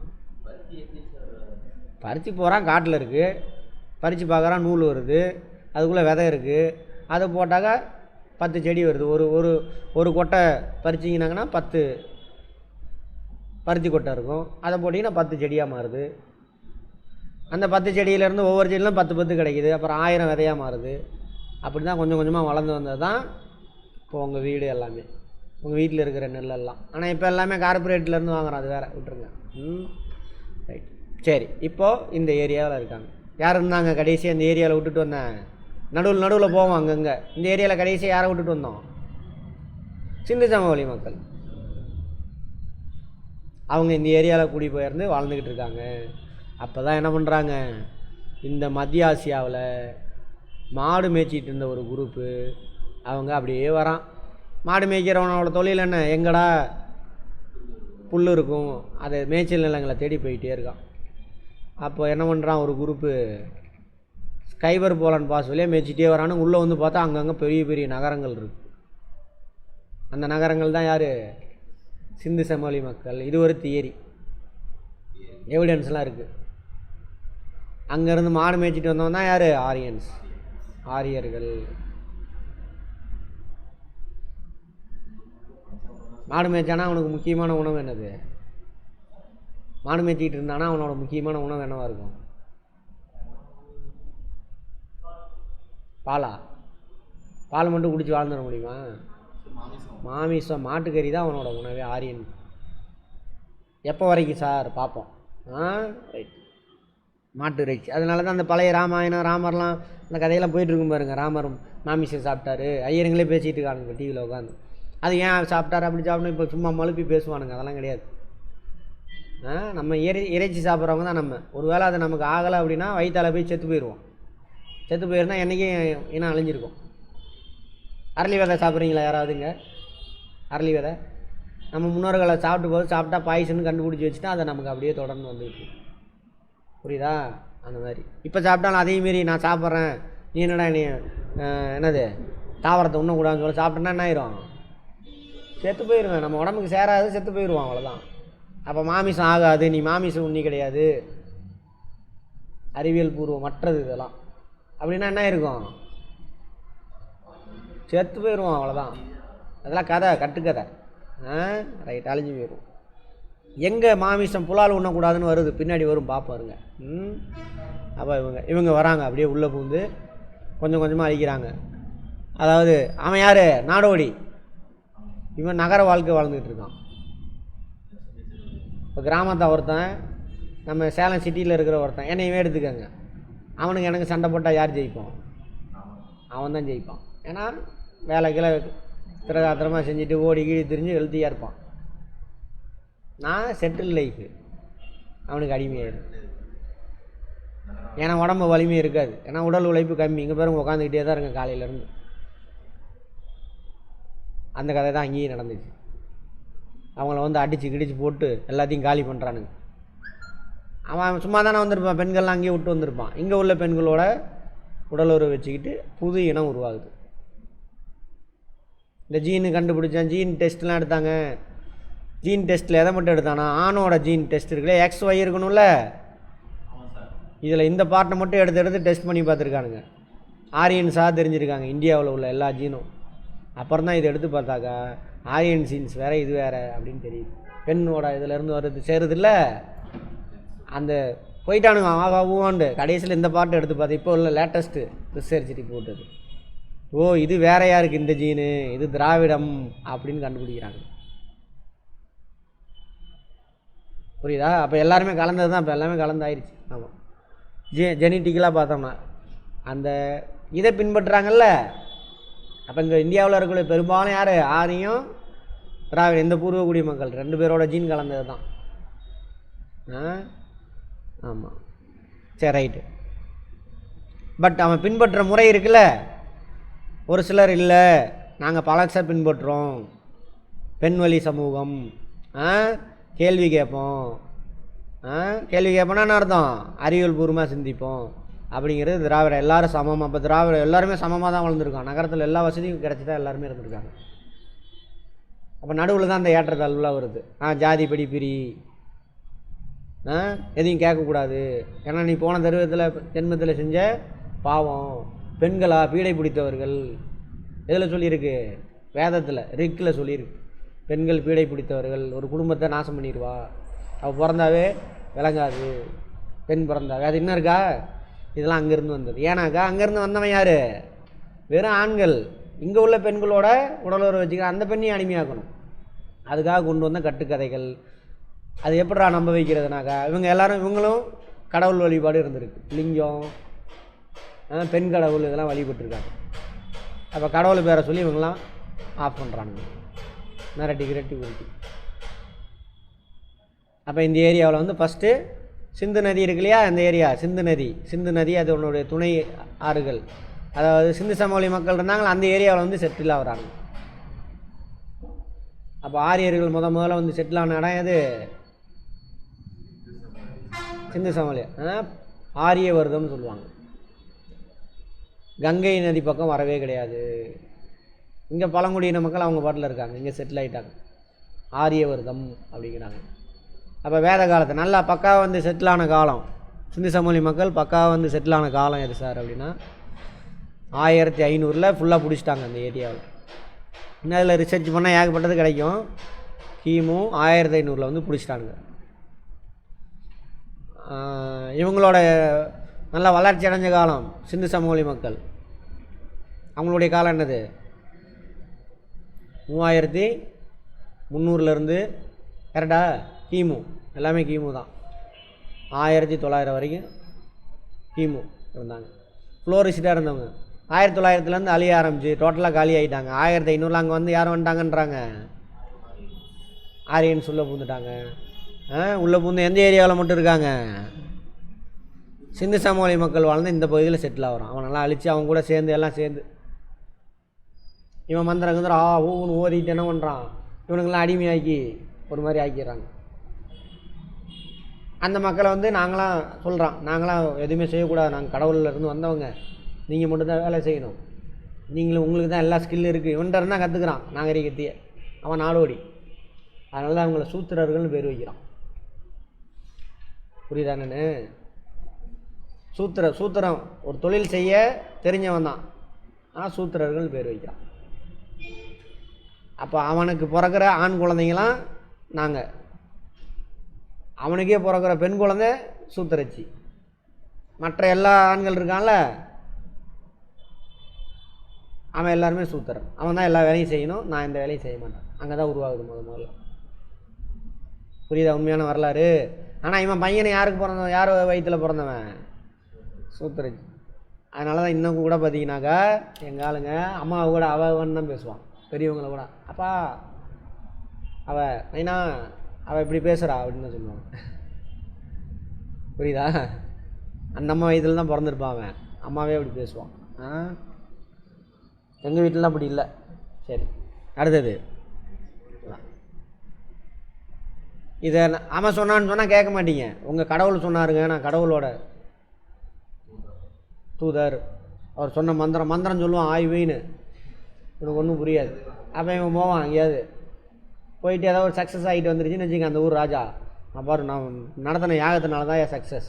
பாகுபலியில் கூட பாருங்கள் பலி கொடுப்பாங்க, ஒரு மந்திரம் சொல்லி. பாகுபலியிலையா? ஆமாம், அதெல்லாம் நடக்கும். அப்புறம் இன்னும் நிறைய விஷயம் இருக்குது, பேசுவோம். அப்புறம் இங்கே வந்து செட்டில் ஆகி இவனுங்கள்ட்ட இருந்தால் எல்லாமே கற்றுக்குறாங்க.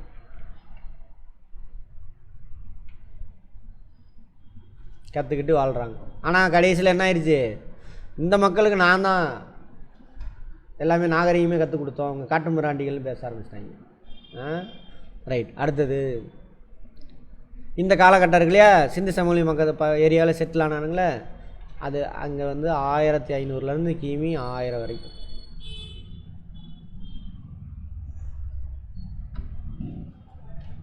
இது வந்து முந்தைய வேத காலம் அப்படின்னு சொல்லுவாங்க. முந்தைய வேத காலம், இயர்லி வேதிக் ஏஜ். இது எல்லாமே புக்கில் இருந்தது. இன்னமும் வெளிவந்துக்கிட்டு இருக்கக்கூடியது ஏர்லி வேதிக் ஏஜ். ஏர்லி வேதிக் ஏஜ் இதிலேருந்து இது வரைக்கும். அப்போ நான் ஏர்லின்னு ஒன்று வந்தால் என்ன இருக்கும்? இன்னொன்று பிந்தைய வேத காலம்னு ஒன்று வரும்.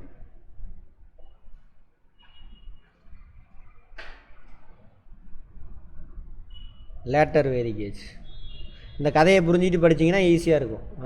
வேதிக் ஏஜ் அதோட காலம் என்ன சார் அப்படின்னா கிமு. அது எப்போ முடியுது? 1000 இது கிமு 1000 கிமு 600 வரைக்கும் தான் இருக்குது. அப்புறம் எங்கே சார் போச்சு? இவனுங்க பண்ண சேட்டையில் இவனுக்கு அடிமையாக கீழேயே இருந்த ஆட்கள் ஒரு குரூப்பு கேள்வி கேட்க ஆரம்பிச்சிருவானுங்க. அவன் தான் யார் சார் அப்படின்னா நிறைய பேர் கேட்க ஆரம்பிச்சிருவாங்க. தவம் இருக்கணும், அது இருக்கணும், தவம்லாம் இருந்து பாப்பா ஒன்றும் கடவுளையும் காணோம், ஒன்றையும் காணோம். அட போங்கடா அவனுக்கு ஏமாத்துறான்னு கண்டுபிடிச்சிருவானுங்க. அதில் 2 பேர் பயங்கர ஃபேமஸ் ஆவானுங்க. அவங்க தான் யார்? புத்தர், மகாவீரர். இந்த காலகட்டத்தில் 600 கிமு 600 என்னது 600லேருந்து 501 வரைக்கும் கிமு, இந்த 6ஆம் நூற்றாண்டு. இந்த காலகட்டத்தில் யார் பிறப்பாங்க? இவங்க 2 பேரும் தோன்றி அவங்க அங்கெல்லாம் தவம் இருங்க இந்த இதெல்லாம் சொல்கிறாங்களே, முனிவர் தவம் இருந்தால் சிவன் வருவார் உனக்கு வந்து அருள் கொடுப்பாருன்னு தவம் இருக்கிறான். தலையெல்லாம் தொங்கி பார்க்குறாங்க. 2 பேரும் காட்டுக்குள்ளே போய் சுற்றுறாங்க. பரிவிராஜ வாழ்க்கைம்பாங்க, அதும்பாங்க.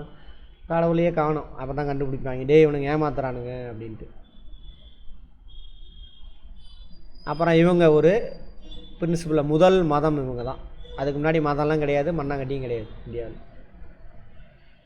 சரியா? முதல்ல தோன்றின மதங்கள் இந்தியாவில் தான். அப்புறம் அஜீவிகர்கள் அப்படின்னு சொல்லுவாங்க. அப்புறம் இன்னும் நிறைய பேர் இருக்காங்க. எல்லாம் இந்த மாதிரி இவங்களுடைய சேட்டைக்கு எதிராக தோன்றினவங்க தான் இவங்களாம். இவங்க ஒரு சில பிரின்சிபல்லாம் மக்கள் எல்லோரும் சந்தோஷமாக வாழ்கிறதுக்கு சொல்லிக் கொடுப்பாங்க.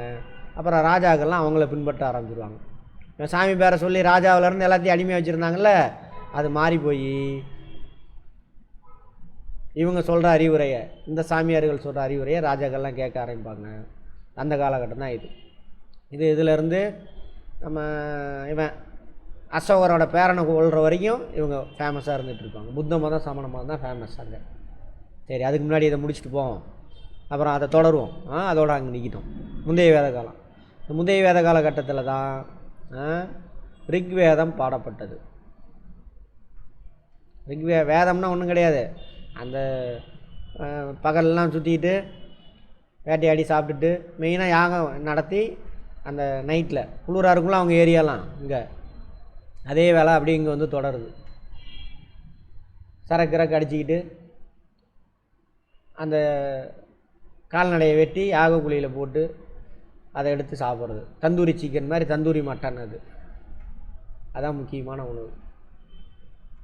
சரியா? ரைட். அப்போ பாடப்பட்ட ஒரு பாடல் தான் இது. இதை போய் உள்ளே கேட்டிங்கன்னா அர்த்தம்லாம் வேறு, அவனாலி இவனாலி அப்படியே தான் இருக்கும். ரைட். இதான் ரிக்வேதம். ரிக்வேதம் எழுதப்பட்ட காலம் முந்தைய வேத காலம், ஏர்லி வேதிக் ஏஜ். அவங்க அந்த காலகட்டத்தில் இருந்த ஏரியா இது, இந்த ஏரியா. இதில் ஓரளவுக்கு ரொம்ப கொடுமைகள் அதெல்லாம் இல்லை அப்படின்றாங்க. அது எங்கள் ஆளுங்களாம் சொல்லிக்கிட்டானுங்களா இல்லைன்னு தெரில. கொடுமைகள்லாம் அவ்வளோவா இல்லை அப்படி இப்படின்னு சொல்கிறாங்க. சரி, அடுத்து பிந்தைய வேத காலம். பெண்கள்லாம் சமமாக இருந்தாங்க. எடுத்துக்காட்டு இருக்குது. அப்போ பார்த்தீங்கன்னா பெண் புலவர்களாக இருந்திருப்பாங்க. பெண் அடிமை கிடையாது அப்படின்றாங்க. பெண் அடிமை கிடையாது. ராஜா இருப்பார், ராஜாவுக்கு அறிவுரை வழங்குறதுக்கு புரோகிதர் இருப்பார், அப்புறம் சேனாதிபதி இருப்பாங்க, படைத்தளபதி, இவங்களாம் இருப்பாங்க. இவங்களாம் இருந்தாலும் அந்த ஊர்னால் பெரிய நாடெல்லாம் கிடையாது, அந்த நாடெல்லாம் கிடையாது, அந்த ஊர் மக்கள் கூட்டமாக சேர்ந்து அறிவுரை கொடுப்பாங்க. அதன்படி தான் இவங்கெல்லாம் நடந்துக்குவாங்க. சபா சமிதின்னு சொல்லுவாங்க. இப்போ சிவிக்ஸில் பார்த்துருப்போம்ல, ராஜ்யசபா லோக்சபான்னு, அவங்க அறிவுரைப்படி தான் என்ன பண்ணணும், அமைச்சரவை செயல்படணும். புரிஞ்சுதா? ஆமாம். அது மாதிரி ஊர் மக்கள்லாம் சேர்ந்து அறிவுரை கொடுப்பாங்க. ராஜா கேட்டு நடந்துக்கணும். இவர் வந்துட்டு யாகம் நடத்துகிட்டு அந்த மாதிரி போயிட்டுருக்கு இந்த காலகட்டத்தில். அதே மாதிரி சதி கிதி அதெல்லாம் இல்லை. பெண் திருமணம்லாம், பெண் மறுமணம்லாம் இருந்திருக்கு, சதியெலாம் கிடையாது. அதாவது விதவை மறுமணம்லாம் இருந்திருக்கு. விதவை கான்செப்ட் அது மாதிரிலாம் இல்லை. பெண்ணும் கல்வி கற்றிருக்கா அப்படின்னு சொல்கிறாங்க. இல்லை குழந்தை திருமணம் இருந்திருக்கும் சின்ன வயசில். அதாவது பருவம் அடைஞ்சிட்டா அவங்களா பார்த்து ஒருத்தனை சேர்த்துக்குவாங்க. அதுதான் நம்ம விலங்கு தானே. ஆமாம், இல்லை இல்லை இல்லை இல்லை இருந்திருக்கும். சின்ன வயசில் கல்யாணம் இருந்திருக்கும். ஏன்னா குழந்தைன்னா 18 வயசு கீழே உள்ளவங்களாம் குழந்தை தான். அது வரைக்கும்லாம் அங்கே பொறுமையாலாம் இருக்க மாட்டாங்க. அடலசன் ஏஜ் வந்தோன்னா அவங்க பிடிச்சவங்க கூட சேர்ந்து இருப்பாங்க. எல்லாம் அடித்து துரத்தி விட்ருவாங்க, டே போடா அப்படின்னு பெண்கள் முடிவு பண்ணுவாங்க. இப்போ மாதிரி பெண்களுக்கு அடிமையாக போய் இருக்கணும் அப்படிலாம் இல்லை. அது எங்கே வருதுனாக்கா பிந்தைய வேத காலத்தில் வருது. முந்தைய வேத காலத்தில் எங்கே இருந்தானுங்களா, பிந்தைய வேத காலத்தில் புது லேண்டெல்லாம் தேடி போய் இந்த கங்கை சமவெளி ஃபுல்லாக பரவுறாங்க. கேட்பாங்க பிந்தைய வேத காலத்தில் எங்கே இருந்தாங்க ஆரியர்கள்.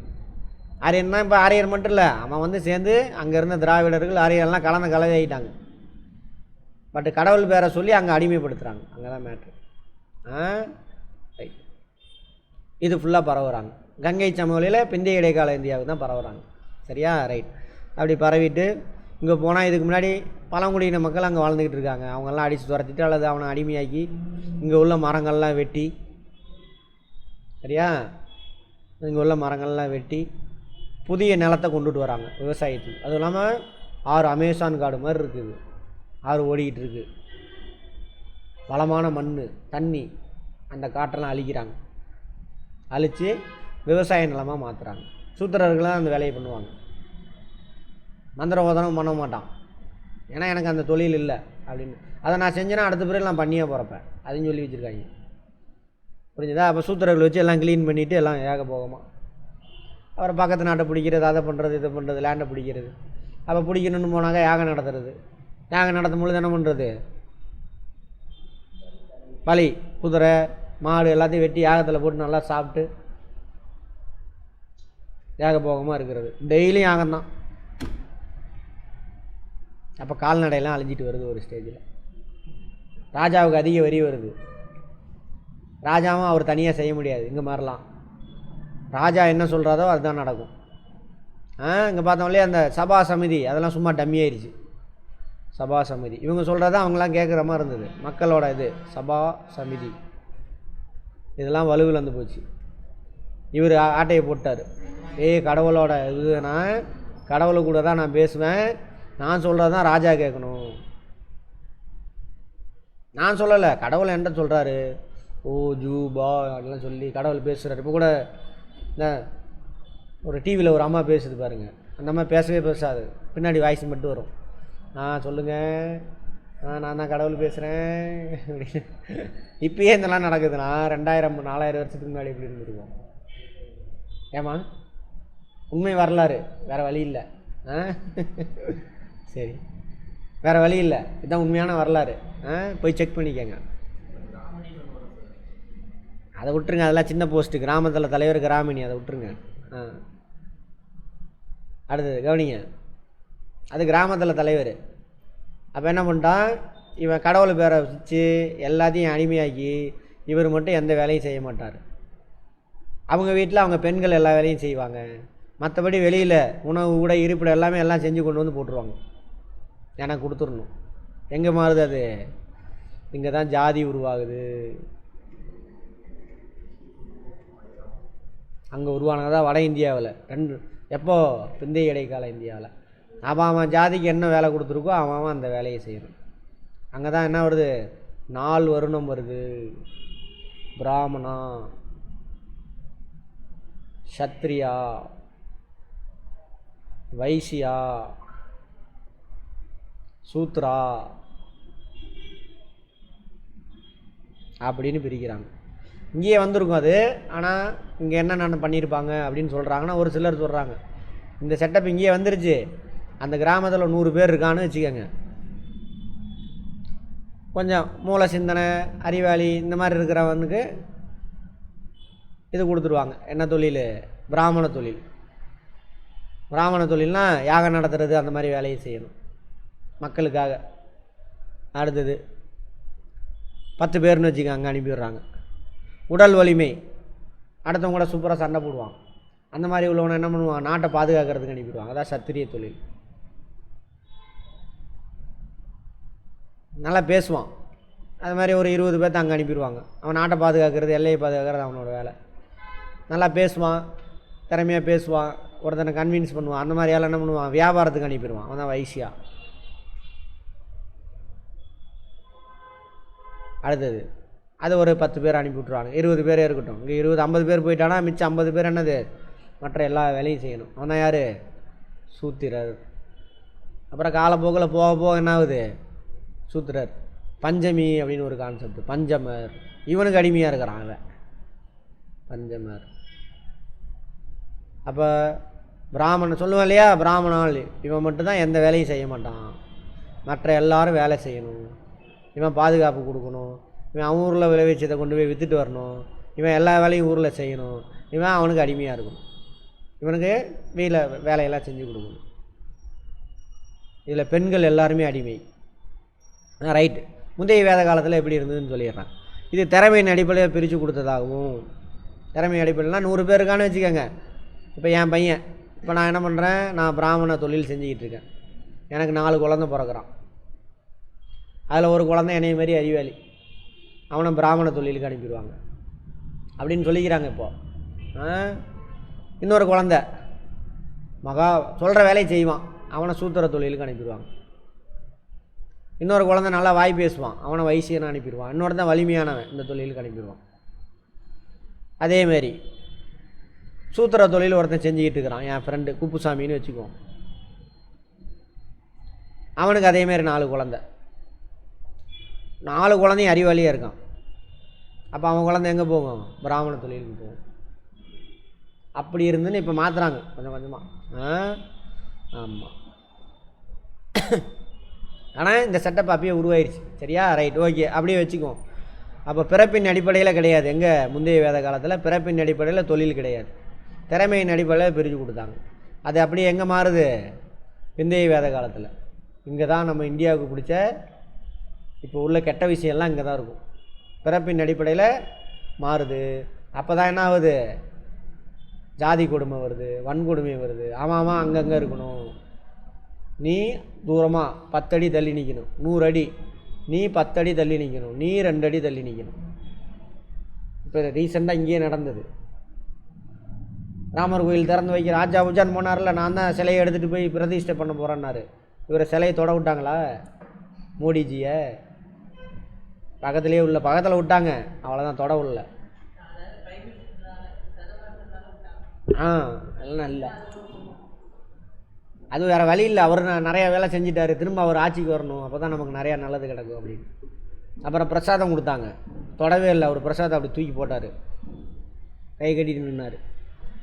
இது எங்கே உருவானது, அது இன்னையிலேருந்து 2600 வருஷத்துக்கு முன்னாடி வட இந்தியாவில், தென்னிந்தியாவில் உருவாகலை. அதான் சொல்லுவேன், நம்ம எல்லா இப்போ கெட்ட விஷயமும் இந்த இந்திய துணை கண்டத்தில் வட இந்தியாவிலேருந்து வந்திருக்கும்.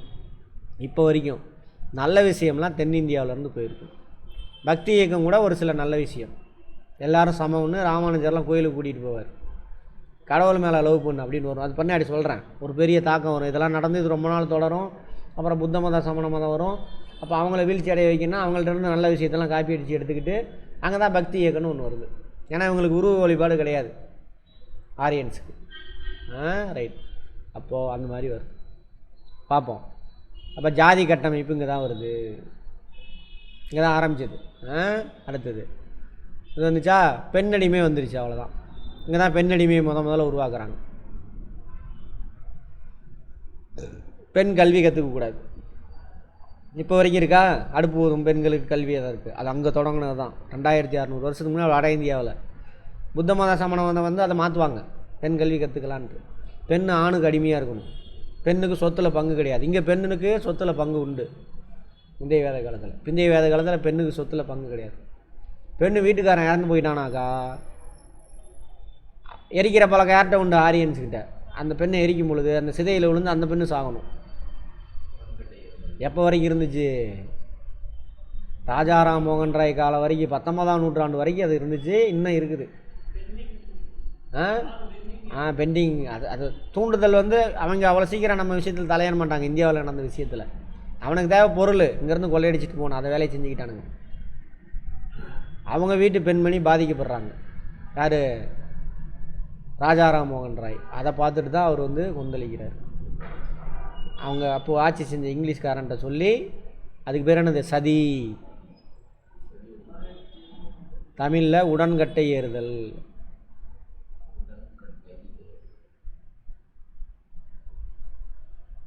சரியா? அப்புறம் விதவை. அப்படி இல்லை, உடன்கட்டை ஏறல. அப்போ என்ன பண்ணு, ஆனால் விதவை அப்படின்ற கான்செப்ட் வந்தவொடனே தான் உடன்கட்டை ஏறுதல் வந்துச்சு. ஏன்னா அவனுங்க ஊரில் உள்ளவங்களாம் தொந்தரவு பண்ணுறானுங்க. அதனால சரி அவன் எரிகிற அதிலே விழுந்து செத்து போயிடலாம் அப்படின்னு செத்து போயிடுறாங்க. அது அப்புறம் அது என்ன ஆயிடுச்சு, பழக்கமாக மாறிடுச்சு. விதவை கான்செப்ட், விதவை முதல்ல இங்கே தான் உருவாகுது. பெண் கல்வி மறுப்பு, பெண்ணடிமை, பெண் கல்வி மறுப்பு. அது நீ அவன் எத்தனை வேணாலும் கல்யாணம் பண்ணிக்கலாம். ஐயோ 8 மணி ஆயிடுச்சா? எத்தனை பேர் இருக்கீங்க? நிறைய பேர் ஓடிட்டீங்களா? அடையப்பா பரவாயில்லையே, 19 பேர் இருக்காங்க. சரி ரைட். அவ்வளோதானே இப்போலாம் வராங்க. அவங்களாம் ஓடினவங்களாம் விட்டுருங்க. ஃப்ரீயாக கொடுத்தா அப்படித்தான். அது ஒன்று. ரெண்டாவது என்னது, தவறான வழியில் போகிறவங்க ரைட்டான வழியில் திருப்புறது கஷ்டம். ஆமாவா? ஆமாம். சரி, பெண் கல்வி மறுப்பு. அது பெண் கல்வி மட்டும் கிடையாது, இந்த பிராமணர் மட்டும்தான் எல்லாமே கற்றுக்குவாங்க. பெண் கல்வி மறுப்பு, பிராமணனை தவிர வேறு எந்த ஆளும் கற்றுக்கக்கூடாது. பிராமண வீட்டு பெண்ணும் கற்றுக்கக்கூடாது கல்வி. அங்கே ஆரம்பிச்சது தான். வேதத்தில் சொல்லுதுன்றான், கடவுள் சொன்னார் அப்படின்றான். ஆனால் அப்போ எழுதப்பட்ட வேதம்லாம் கிடையாது. ரைட், பெண் கல்வி. அது அப்புறம் கல்வி மறுப்பு. ஜாதியை பற்றி முன்னாடி எழுதிட்டேன். கல்வி மறுப்பு. இன்னொன்று உடன்கட்டை இதெல்லாம் வந்துருச்சா? அதெல்லாம். அப்புறம் யாகம் கீகம் பயங்கரமாக கொடுத்துறானுங்க. நிறையா செல்வ செழிப்பான லேண்டு கிடச்சிதா, ராஜாவுக்கு நிறைய என்ன ஆகுது, வரி வருது, மூட்டை மூட்டையாக அரிசி வருது. ஏன்னா பண்ணுறதுன்னு தெரில, டெய்லியும் யாகம். அப்போ ஏதாவது திடீர்னு இப்போ சொல்கிறானுங்கள, எனக்கு தெரிஞ்சு நான் பிறந்ததுலேருந்து அந்த பச்சை புடவை கொடுக்குறது சொல்லுவாங்களே, என்னது அது, கூட பிறந்தவங்க பச்சை புடவை கொடுக்குறன்னு ஒரு கான்செப்ட் கொண்டு வந்தானுங்க ரீசெண்டாக. அப்புறம் அச்சய திருத்தி, இதெல்லாம் 2000 வரைக்கும் அப்படி நான் கேள்விப்பட்டதே இல்லை. அச்சய திருத்தியில் போய் தங்கம் வாங்கினா, நீங்கள் கேள்விப்பட்டிருக்கீங்களா? இல்லை, இப்போ வந்தது. அப்போ தங்கம் வாங்கினா பயங்கர செழிப்பாகாமா, கடனை வாங்கிட்டு போய் தங்கத்தை வாங்குவானுங்க. இதெல்லாம் இவனுக்கு பண்ண சேட்டை. ஆமாம். அதுவா இந்த யாகம் நடத்துறது எல்லாம் இவங்க பிராமணர்கள். அதில் வெட்டி போடுறது, யாரை வெட்டி போடுறது, கால்நடைகள் இதெல்லாம் வெட்டி போட்டு சாப்பிட்றது. விடிய விடிய ஜாலியாக. காலையில் தான் வேலை இல்லையா, படுத்து தூங்கிட்டு இருப்பான். மற்றவங்களாம் என்ன பண்ண, அவன் வேலைக்கு ஓடிடுவான். அதனால் என்ன ஆகுதுன்னா கால்நடைகள்லாம் அழிஞ்சிட்டு வருது. டோட்டலாக கால்நடை இல்லாத மாதிரி போகுது. யாகம் ஒன்றுனா சும்மா இல்லை, இந்த பில்டிங் சைஸுக்கு பெருசாக வெட்டி 20 மாடு 10 குதிரை வெட்டி தூக்கி போடுறது, விடிய விடிய பண்ணுறது. அப்புறம் திடீர்னு வால் நட்சத்திரம் வந்துருச்சு, ராஜா உனக்கு கெடுதல், ஐயோ என்ன அப்படிம்பாரு. உடனே யாகம் நடத்தணும், போடு. யாகம் நடத்தினா என்ன பண்ணுறது, ஒரு 1000 பிராமணனை கூட்டிகிட்டு வா. இந்த தெலுங்கு படத்தெல்லாம் பாருங்கள், இப்போ அதெல்லாம் இது ரிலேட்டாக இப்படியே போடும். பரிகாரம், நீ வந்து 1800 பிராமணனை கூட்டிகிட்டு வந்து நீ அப்புறம் பரிகாரம் பண்ணணும் அப்படிலாம் சொல்லுவாங்க பாருங்கள். அப்புறம் இவனுக்கு குரூப்பாக இந்த ஊரில் உள்ள பிராமணன் கொஞ்சம் நாளைக்கு செய்வான், இந்த மாதிரி அடுத்த ஊரில் உள்ள பிராமணன் எல்லா ஊரில் இருந்தும் கூட்டிகிட்டு வரும். அப்படியே நடந்துக்கிட்டு ஜம்ம ஜாலியாக இருக்கிறானுங்க. அப்போ நடந்தது சொல்கிறேன். அப்போ கால்நடையெல்லாம் அழிஞ்சிக்கிட்டே போகுது. இன்னும் கொஞ்ச நாள் போனாக்கா உழுகிறது கூட கால்நடை இல்லாமல் போயிடும். அந்த அளவுக்கு போயிடுச்சு. சரியா? ரைட். இதெல்லாமே எங்கே நடக்குது, பிந்தைய வேத காலம். அதே மாதிரி முதல்ல இரும்பு இங்கே தான், முந்தைய வேத காலத்தினுடைய கடைசி காலகட்டத்தில் இரும்பு பயன்படுத்த ஆரம்பிப்பாங்க. இரும்பு சிந்து சமவெளி மக்கள் எதை பயன்படுத்துவாங்க, வெயிட் பண்ணுங்கள், அவசரப்படாதீங்க. சிந்து சமவெளி மக்கள் என்ன பயன்படுத்த, நான் கேட்குறது கேள்விக்கு பதில் சொல்லுங்கள். அது வேணும். செம்பு, அப்புறம் அது கூட டின்னை மிக்ஸ் பண்ணி வெங்கலம். அதுக்கப்புறம் வந்த காலம் தான் எது, வேத காலம். இந்த வேத காலத்தினுடைய முந்தைய வேத காலம்னாவே மொத்தமாக இரும்பு காலம். அந்த இரும்பை எப்போ பயன்படுத்துவாங்கன்னா முந்தைய வேத காலத்தினுடைய கடைசி கட்டத்தில் தான் இரும்பை பயன்படுத்துவாங்க. அந்த இரும்பை வச்சு தான் இந்த வலிமையான மரங்கள்லாம் வெட்டி இந்த காடுகள்லாம் அழித்து இந்த நிலத்தை எதுக்கு எடுத்துகிட்டு வராங்க, விவசாய நிலமாக மாற்றுறாங்க. அதோட விளைவாக தான் ஆகுது, ராஜாவுக்கு வரி குமியுது, அவனுக்கு என்ன பண்ணுறதுன்னு தெரில. அப்போ கடவுள் பேரை சொல்லி இவங்க எல்லாத்தையும் அடிமையாக்கிடுறாங்க. அப்போ எல்லோரும் ராஜாவிலேருந்து எல்லோரும் அடிமையாகவே இருக்கான். அவன் வீட்டு பெண்களும் சரி. இந்த ஒரு இவங்க எத்தனை பேர் இருப்பானா, ஒரு ஊரில் 100 பேர்னால் ஒரு 3 பேர் தான் இருப்பான் அவன். இந்த 3 பேர்த்துக்காக அவன் வீட்டு பெண்ணில் இருந்து எல்லோரும் ஒர்க் பண்ணணும், 97 பேரும். என்னடான்னு கேட்டாக்கா, அது நீங்களாம் போன பிறவியில் செஞ்ச பாவண்டா அப்படின்னு நீங்கள் சொல்லியிருக்கு. கடவுள் சொன்னார் புண்ணியம் செய்யணும் அப்படின்னு சொல்கிறாங்க.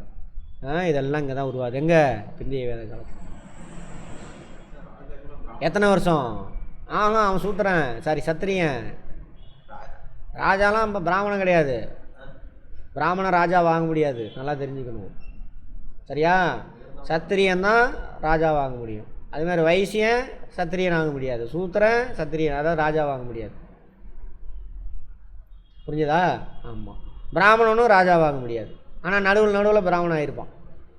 ஏன் சார்னாக்கா, நான் எந்த வேலையை செஞ்சாலும் கடவுள் பேரை சொல்லி ராஜா தான் செய்வார். இப்போ கூட பாருங்கள், பிராமணன் கிடையாது. யார்? மோடி பிராமணர் கிடையாது. ஆனால் அவருக்கு பின்னாடி உள்ள மூளை எல்லாமே பிராமணர். கெட்டது நடந்துச்சுன்னா பழைய தூக்கி அவரை போட்டுருவாங்க. அமித்ஷாலாம் பிராமணன் கிடையாது. அவன் வந்துட்டு சமண மதத்தை சேர்ந்தவன். அவன் ஃப்ராடு. அவன் நம்பர் 1 ஆர்எஸ்எஸ். சரி ரைட்டு, அதெல்லாம் இப்போ பேசக்கூடாது. அது மாதிரி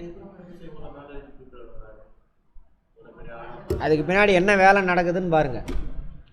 அதுக்கு பின்னாடி என்ன வேலை நடக்குறாங்க அந்த மாதிரி இப்போ வரைக்குமே தொடருதுன்றேன். இது எக்ஸாம்பிள். அமித்ஷா அது வேறு, இவனுக்கு 2 பேரும் கூட்டுக்கலவானிங்க. அமித்ஷா வந்து சமண மதத்தை சேர்ந்தவன். சரியா? ஜெயின் சேட்டு. இவன்கிட்ட பணம் இருக்குது, இவனுங்கள்ட்ட பணம் இல்லை. பணத்தை வச்சு பதவி பிடிச்சி அவனை உட்கார வச்சு 2 பேர் காரியத்தையும் சாதிச்சுக்கிறாங்க. அவ்வளோதான். எனக்கு என் ஆளுங்களுக்கு என்ன ஒன்று, தொழிலெல்லாம் வளர்த்து விடு, உனக்கு தேவையான சலுகையில் நீ செஞ்சுக்கோ அரசாங்கத்து மூலிமா அப்படின்னு 2 பேரும் கூட்டுக்கலவானியை உட்காந்து அவனுக்கு 2 பேர் உருவாக்கினது தான் யார்? ஜி. ஆமாம். அதுக்கு இந்த வரலாறுலாம் தெரிஞ்சாதான் இன்னும் நிறைய இருக்குது, பார்ப்போம். இவ்வளோ விஷயத்தை வச்சுக்கிட்டு உள்ளுக்குள்ளே இவனுங்களை போய் ஏதாவது பேச முடியுமா? இந்த சொல்கிறாங்கல்ல இந்த வேதங்கள், அதேமாதிரி இந்த காலகட்டத்தில் எழுதப்பட்டது கிடையாது. அதேமாதிரி கடவுள், இங்கே வேறு கடவுள் இருப்பாங்க. இயற்கை உருவ வழிபாடு கிடையவே கிடையாது. இங்கேயும் உருவ வழிபாடு கிடையாது, இந்திய வேத காலத்துலேயும் உருவ வழிபாடு கிடையாது. பட் கடவுள் மட்டும் மாறிக்கிட்டே இருப்பாங்க. இங்கே வேறு கடவுள், இங்கே வேறு கடவுள். இந்திரன், வருணன், அதெல்லாம் அவங்க அங்கே வச்சுருந்தது. யமன், இந்த மாதிரி கடவுள்லாம் இருக்குது. பிருத்வி, அது எல்லாமே அந்த கடவுளுக்கு என்ன பண்ணுவாங்கன்னா யாகம் நடத்தி அதில் என்னென்ன பொருள்லாம் போடுறீங்களோ, அக்னி அவர் எடுத்துகிட்டு போய் எங்கே கொடுத்துருவார்? மேலோகத்தில் இருக்கக்கூடிய அந்த இந்திரன், வருணன், அவனுக்கெல்லாம் கொண்டு போய் சப்ளை பண்ணிடுவார். அவர் போஸ்ட்மேன். அப்படி சொல்லி அதில் போட்டு இவங்க எடுத்து சாப்பிட்டு விடிய விடிய ஜாலியாக தூங்குறது. சோமபானம் சுறாபானம் குடிச்சிட்டு சாப்பிட்டு. சரியா? அதை பார்த்துக்கிட்டு இருந்த சத்திரிய பரம்பரையை சேர்ந்தவன் தான் இவங்க. மற்றவங்களாம் அவன் வேலை செய்யும், வேலை தெரியாது. இவன் தான், இவன் பேரில் தான் அவன் எல்லா வேலையும் செய்கிறான். இவன் தானே செய்கிறான் அவன் சொல்லி அதில் பார்த்துக்கிட்டு இருக்கானுங்க. இந்த சத்திரிய பரம்பரை, ராஜ பரம்பரையில் வந்த இவனுங்க ஒரு சிலர் என்ன பண்ணுறான், என்னடா இவனுங்க இப்படி பண்ணுறானுங்க. பெரியார் மாதிரி 2500 வருஷத்துக்கு முன்னாடி பிறந்த பெரியார் வரலாம். இவங்கெல்லாம் நம்மக்கிட்ட தான் சாப்பாடு வாங்கி சாப்பிட்றாங்க, நம்ம தான் யாகம் நடத்துகிறோம், நம்ம தான் பணம் கொடுக்குறோம். ஆனால் அவன் முன்னாடி போனால் ராஜாவே தள்ளி தான் நிற்கணும் 10 அடி கையை கட்டிக்கிட்டு அப்படின்னு யோசிக்க ஆரம்பிக்கிறானுங்க. அப்போ அவங்க அப்பாட்ட போய் கேட்பார். அவரை நாட்டை பார்க்குறதுக்கே சரியாக போயிடும். சரி போடா அவர்கிட்ட நம்ம புரோகிதர்கிட்ட போய் கேள்றாம்பார். அங்கே போனாக்கா அவர் சொல்கிறார், இவங்க 2 பேர்த்துக்கிட்டையுமே, டேய் நீ இதெல்லாம் போன ஜென்மத்தில் செஞ்ச புண்ணியம், சாரி பாவம், அதனால் நீ என்ன பண்ணணும், இதெல்லாம் அனுபவிச்சு தான் ஆகணும் அப்படின்னு அவங்க கதையை விட்றாங்க. சரி அந்த பாவத்தெல்லாம் எப்படி பார்க்குறது, கடவுளை எங்கே பார்க்குறது, கடவுள் தான் சொன்னார்னு சொல்கிறாங்க. கடவுளை பார்க்கணுன்னா போய் அந்த கதையெல்லாம் இருக்குல்ல, போய் யாகம் பண்ணு, அதை பண்ணுன்றாங்க. இந்த முனிவரெலாம் புத்தெல்லாம் வளர்ந்துரும்ல, அது மாதிரி நிறையா பேர் போயிடுவாங்க. போய் யாகம் நடத்துகிற, காட்டுக்குள்ளே சுற்றுற, என்னென்னமோ ஒன்றும் வரல, அவன் போயிட்டான். அது மாதிரி ஒரு 2 ஃபேமஸான அந்த யாகம் நடத்தின குரூப்பு தான் இவரும் புத்தரும் மகாவீரும். அந்த கடவுள் எங்கே தான் இருக்கார் அப்படின்னு குடும்பத்தெல்லாம், கல்யாணம் பண்ண குடும்பத்தெல்லாம் விட்டுட்டு ராஜ பதவி வேணான்னு ஓடிடுவாங்க. ஓடிட்டாமல் இருப்பாங்க, தலைகளாக தொங்குவாங்க, தண்ணியில் குளிரில் நிற்பானுங்க. எதுவுமே கடவுளே வரல. அப்போ தான் ஞானம் பிறக்குது. என்ன ஞானம்? ஆமாம், ஞானம் பிறக்குது. என்ன ஞானம்? டேய் கடவுள்னு ஒன்று இல்லை. இவனுங்க கடவுள் பேரை சொல்லி என்ன பண்ணுறானுங்க, நம்மளை ஏமாத்துறானுங்கன்னு தெரிய வருது. அதுதான் ஞானம். நான் இத்தனை வருஷம் கழித்து நானே அப்படி சுற்றிக்கிட்டு அப்புறம் தான் நானே கண்டுபிடிச்சேன். சாமியார் கூடலாம் போய் சுற்றிட்டு. ஆமாம். சரி ரைட்டு. அதை அப்பயே கண்டுபிடிச்சிட்டாங்க. ரைட்டு, கடவுள் பேரை சொல்லிவிட்டு இவனுக்கு ஏமாத்துறானுங்க அப்படின்னு. அதுதான் ஞானம் பெற்றது. அப்பையிலேருந்து இவங்க ஒரு விஷயத்தை பின்பற்றுவாங்க. என்ன பின்பற்றுவாங்க? எல்லாரும் மற்றவங்க மேலே அன்பு காட்டுங்க, பாகுபாடு பண்ணாதீங்க. உயிர் கால்நடையில் அழிஞ்சு போச்சா, இங்கே தான் உயிர்களை கொல்லக்கூடாது, மாமிசை திங்கக்கூடாதுன்னு கான்செப்டை இவங்க 2 பேர் தான் கொண்டு வருவாங்க.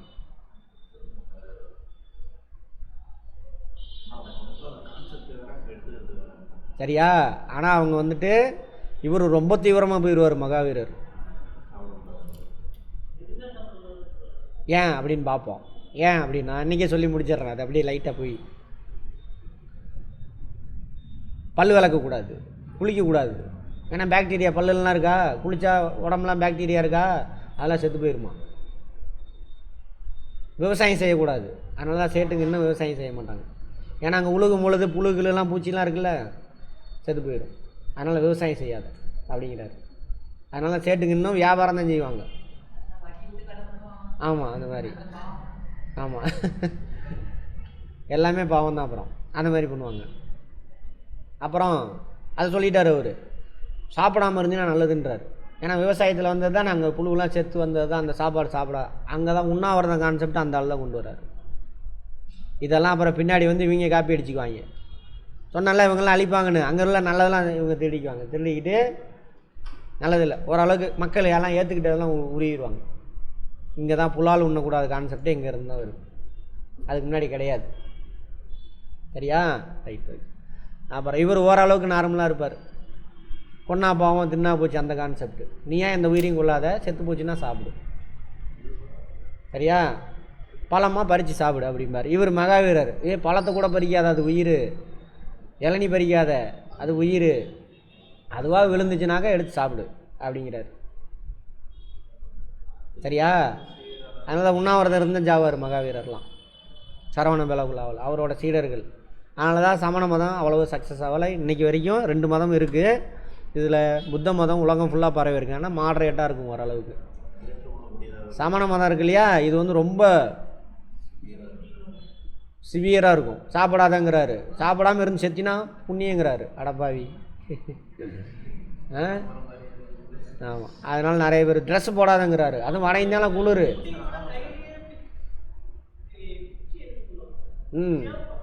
அதான் முட்டா பசங்க. சரி விடுங்க, பேசிக்குவோம். சரி இருங்க நான் முடிச்சிடுறேன். டைவர்ட் ஆகிரும், வெயிட் பண்ணுங்கள், நான் சொல்கிறத சொல்லிடுறேன் அடுத்தது. அப்புறம் நீங்கள் கம்பேர் பண்ணிக்கோங்க, நோட் பண்ணி வைங்க, அப்புறம் கேளுங்க. ரைட். உங்கள் பார்த்தீங்களா முக்கியமானதில் விட்டுறேன்.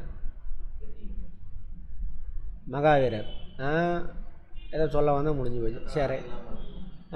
உண்ணாவிரதம் இருந்து தான் சாவாங்க. அப்படி தான் அசோகரோட தாத்தாவும் இன்னொரு சாமியார் சொல்கிறாருன்னு கேட்டு பத்திரபாகு வீரபாகு இல்லை பத்திரபாகு, வீரபாகு நம்ம வடிவேல் தானே வீரபாகு. அவர் சொல்கிறாருன்னு கேட்டு அங்கேருந்து அரசாங்கத்தெல்லாம் தூக்கி போட்டு வந்து இங்கே நம்ம சரவண பெலகுலா இருக்குல்ல கர்நாடகாவில், அங்கே பக்கத்தில் ஒரு குன்று இருக்கும், அந்த சரவண பெலகு, அதிலேருந்து உண்ணாவிரதம்னு செத்து போயிடுவார் அந்த ராஜா, அசோகரோட தாத்தா. அவர் பேரா சந்திரகுப்த மௌரியர், அசோகரோட தாத்தா. ரைட். தாத்தா வெயிட் பண்ணுங்கள் இப்போ தான் ஃப்ளோ வந்துக்கிட்டு இருக்குது. ஆமாம், அந்த மாதிரி பார்த்தீங்களா. இப்போ பிரேக் போடாதீங்க, நடுவில் நிறைய விஷயம் உங்களுக்கு தான் மிஸ் ஆகும். இங்கே கேட்டுட்டிங்கன்னா அங்கே அதெல்லாம் கொஷினாக வந்துக்கிட்டே இருக்கும். அதெல்லாம் பதில் ஈஸி, இதெல்லாம் நடக்கும். அப்போது எல்லா ராஜாக்களும் புத்த மதத்தை சமண மதத்தை பின்பற்ற ஆரம்பிச்சிருவாங்க. அது அப்படியே வட இந்தியாவிலேருந்து, இது ஒன்று தான் நமக்கு வட இந்தியாவிலேருந்து வந்த நல்ல விஷயம். இங்கே தான் இந்த புத்த மதம் சமண மதம் வரும். அது அப்படியே இந்த துறவிகள்லாம் அப்படியே நிறைய பேர் வராங்கள்ல துறவிகள், அவங்களாம் சேர்ந்து அப்படியே வந்துடுவாங்க, தென்னிந்தியா வரைக்கும் பரவிடுவாங்க. கிபி 3ஆம் நூற்றாண்டு வரைக்கும் இந்தியா முழுவதும் பரவி இருந்தவர்கள்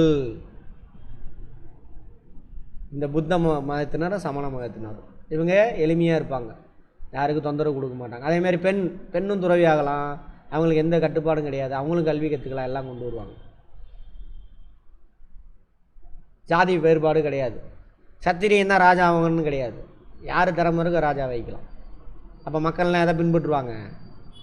இந்த 3% ஆண்களை விட்டுட்டு எல்லாரும் அவன் வீட்டு பெண்கள்னு எல்லாரும் கடவுள் சொன்னால் போயிட்டு போகுது அப்படின்னு எல்லாரும் யாரை பின்பற்ற ஆரம்பிச்சிடறாங்க இவங்கள. அப்போ மக்கள் மதமாக ஸ்ட்ராங்கானது இவங்க தான். அதுக்கு முன்னாடி மதம் கிடையாது, இவங்க அந்த பூதம் சாமின்னு பேரை வச்சுக்கிட்டு ஏமாற்றிட்டு மதன்ற பேரே கிடையாது. அப்போ சைவம் வைணம் எதுவுமே கிடையாது. அப்புறம் இன்னொன்று, முந்தைய வேத காலத்தில் ரிக்வேதம் எழுதுனாங்கன்னு சொல்கிறாங்களா, பிந்தைய வேதம் அதெல்லாம் நிறைய இடைச்செருகள்லாம் இருக்குது. எழுதலாம் கிடையாது, முதல்ல கிபியில் தான் எழுதுகிறாங்க, 3ஆம் நூற்றாண்டுக்கு அப்புறம் தான் எழுதவே ஆரம்பிக்கிறாங்க இந்த வேதங்கள்லாம். அது வரை காது வலிச்சு, அப்பா பையனுக்கு சொல்லி தருவான், பையன் அடுத்தவனுக்கு சொல்லி தருவான், அப்படியே போயிட்டே இருக்கும். பிந்தைய வேத காலத்தில் மற்ற வேதங்கள் 3 எழுதுவாங்க, யஜூர், சாமம், அதர்வனம். அதெல்லாம் அதர்வனம் பிந்தைய வேத காலத்தில் எழுதப்பட்டது.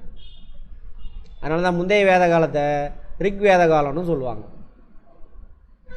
ஓகேவா? இப்போ என்ன பார்த்தோம், எந்த ஏரியாவில் முந்தைய வேத காலத்தில் எங்கே இருப்பாங்க, பிந்தைய வேத காலத்தில் எங்கே பரவுவாங்க. முந்தைய வேத காலத்தினுடைய காலம் கிமு 1500 கிமு 1000. பிந்தைய வேத காலத்தினுடைய காலம் கிமு 1000 600 வரைக்கும். அந்த காலத்தை சொன்னேன்னா நான் சொல்லியிருக்கேன். முந்தைய வேத காலத்தில் ஓகே ஓரளவுக்கு நல்லாயிருக்கும், பிந்தைய வேத காலத்தில் எல்லாமே அப்படியே கடவுள் பேரை சொல்லி எல்லாத்தையும் அடிமையாக்கி, அதேமாதிரி அந்த இவங்க இருக்காங்கள்ல, யார் சொல்கிறதையும் கேட்க மாட்டார், சத்திரியர் ராஜா, இவர் சொல்கிறது புரோகிதரை சொல்கிறது மட்டும்தான் கேட்பார். சபா சபதி மக்களோட கூட்டமைப்பு இருக்குல்ல, அவங்களாம் யார் சொல்கிறதையும் கேட்க மாட்டாங்க. அப்போ இதை சாதகமாக பயன்படுத்திக்கிட்டு ஆடம்பரமாக வாழ ஆரம்பிக்கிறான் மக்கள். அதேமாதிரி எங்கெங்கெல்லாம் நடக்குது, அதிலேருந்து வெளியில் வர்றதுக்காக மக்கள்லாம் துடிச்சு போயிருக்கிறான். என்னடா கடவுள் பேரை சொல்லி ஒருத்தவங்களுமே சிந்திக்க மாட்டான், 400 வருஷமாக சிந்திக்கிறானுங்க. அப்படி சிந்தித்த குரூப்பில் பிரபலமாகி மக்கள்கிட்ட கொண்டு போய் சேர்த்ததில் இவங்க. பெரியார் மட்டும் கிடையாது இந்த வேலையை செஞ்சது, பெரியார் அம்பேத்கர் மட்டும்லாம் கிடையாது. இப்போ நம்ம சமகாலத்தில் நிறைய பேர் பேசியிருப்பாங்க அதை பற்றிலாம். ஆனால் இவங்க 2 பேர் தான் ரீச் ஆனாங்க. எங்கே போய் சேர்க்க முடியுமே சேர்த்து முக்கியமான விஷயங்களை செய்ய முடியுமே செஞ்சாங்க இல்லையா, அது மாதிரி அந்த காலகட்டத்தில் 2500 வருஷத்துக்கு முன்னாடி இவங்க 2 பேரும் வட இந்தியாவில் அந்த கொடுமையிலேருந்து மக்களை காப்பாற்றுக்காக வந்தவங்க தான் இவங்க. இவங்க சொன்ன பிரின்சிபல்லாம் என்ன ஏது அப்படின்னு பார்ப்போம். நிறைய ராஜாக்கள் இதான் பின்பற்றுவாங்க எல்லாமே. அதை அந்த வேத காலத்தை பார்த்துட்டு அப்படியே போவோம். அதேமாதிரி இந்த துறவிகள் ஒவ்வொரு காலகட்டத்துலேயும் இவங்க தங்கிறதுக்கு ராஜாக்கள் என்ன பண்ணியிருப்பாங்க, நிதி உதவியெல்லாம் கொடுத்து குடைவரை தங்கிறது, மலையை குடஞ்சி ஒரு இது பண்ணுவாங்க. அதான் குடைவரை கோயிலாக மாறிடுச்சு இப்போல்லாம் நாடு முழுவதும். தங்கிறதுக்கு மாடம் இதெல்லாம் கட்டி கொடுப்பாங்க. அதெல்லாம் எங்கே இருக்குது என்ன இருக்குது. இந்த துறவிகள் சும்மா தானே இருக்காங்க, மக்கள் போகிறத சாப்பிட்டு மக்களுக்கு நல்ல அறநெறிகளை எழுதுவாங்க. அப்படி எழுதப்பட்டது தான் ஒன்று எது, திருக்குறள், நாலடியார், அதெல்லாம். அதே மாதிரி மணிமேகலை, பெண் துறவி தான் மணிமேகலை. அப்போ புத்த மதத்தில் பாருங்கள் பெண்களும் போகலாம். ஆனால் அங்கே பிராமணிசம், இந்து மதம்னு சொல்ல முடியாது. பிராமணிசத்தில் என்னது, பிராமணிசத்தில் பெண்கள் அவங்க வீட்டு பெண்கள் கூட பூஜை அறை பக்கம் போகக்கூடாது, காதில் மந்திரத்தை கேட்கக்கூடாது, கேட்டால் காதில் ஏற்று காய்ச்சி வைக்கணும், கல்வி அறிவு ஏற்றுக்கூடாது. இந்த மாதிரி அதனால தான் இவங்க பிரபலமாகறாங்க. அதுக்கப்புறம் மீண்டும் கடவுள், இந்த மக்கள் முட்டாள் மக்கள் இல்லை, கடவுளை நம்பிக்கிட்டே இருக்காங்களா, அதை பேரை வச்சு இவன் சொல்கிற கடவுள்லாம் டுபாகூரு அப்படின்னு இந்த நான் சொன்னாலே அந்த மெத்தடில் இவங்க எல்லாத்தையும் காலி பண்ணி அவன் இடத்தெல்லாம் யார் பிடிச்சிருவா, மீண்டும் அவங்களே பிடிச்சிருவாங்க. அதுதான் இங்கிலீஷ்காரன் வரைக்கும் இப்போ வரைக்கும் தொடர்ந்துக்கிட்டு இருக்கு, வட இந்தியா ஃபுல்லாக இருக்குது. ஆனால் இன்னும் ராஜஸ்தான், பீகார்லாம் கிடையாது, ராஜஸ்தான், குஜராத் இங்கெல்லாம் வந்துட்டு சமணர்கள் இருக்காங்க, அந்த மதத்தையே பின்பற்றுறாங்க. பிராமணன் சொல்கிறத கேட்க மாட்டாங்க. இப்போ மாறிட்டு வரானுங்க, அது வேறு. அதேமாதிரி மகாராஷ்டிராவில் கொஞ்சம் இது இருக்குல்ல, இதில் நிறைய பிரிவுலாம் தோன்றும். இதுலேயே 2 பிரிவாக பிரிஞ்சிடுவானுங்க. புத்த மதத்தை உள்ளே பூந்து உடைப்பானுங்க இவனுங்க தான். உடைச்சி புத்த மதத்தில் 3 வகையாக போயிடும். சமண மதத்தில் 2 பிரிவு காலப்போக்கில். அப்புறம் இந்த புத்த மதத்தை நாடு ஃபுல்லாக பரப்புவாங்க, உலகம் ஃபுல்லாக பரப்புவாங்க 2-3 ராஜாக்கள், அசோகர், கனிஷ்கர், அர்சர், இவங்கெல்லாம் பரப்புவாங்க. காசு கொடுத்துட்டு போய் பரப்பி அப்படின்னு. அந்த ஸ்ரீலங்காவிலேருந்து சீனாவிலேருந்து எல்லாம் பரவி இருக்கும். அதெல்லாம் என்னென்ன வகை அதெல்லாம் நாளைக்கு பார்ப்போம். இதில் பார்த்திங்கன்னா ஸ்வேதாம்பரர், சமணத்தில் 2 வகை, ஸ்வேதாம்பரர் அப்புறம் திகம்பரர் அப்படியே அமனசாமியார். அவர் மகாவீரர் சொன்னால் அப்படியே ஃபாலோ பண்ணணும். ட்ரெஸ் போடக்கூடாது, ட்ரெஸ் போடக்கூடாது. அது மாதிரி ஸ்வேதாம்பரர் கொஞ்சம் அட்ஜஸ்ட்மெண்ட் பண்ணிக்கலாம். அந்த சாமியார் வெள்ளை உடை அணிச்சு வருவாங்க. சரியா? ஜெயின் சொல்கிறாங்களா, ஜெயின் கோயில் அதெல்லாம். ஹலோ.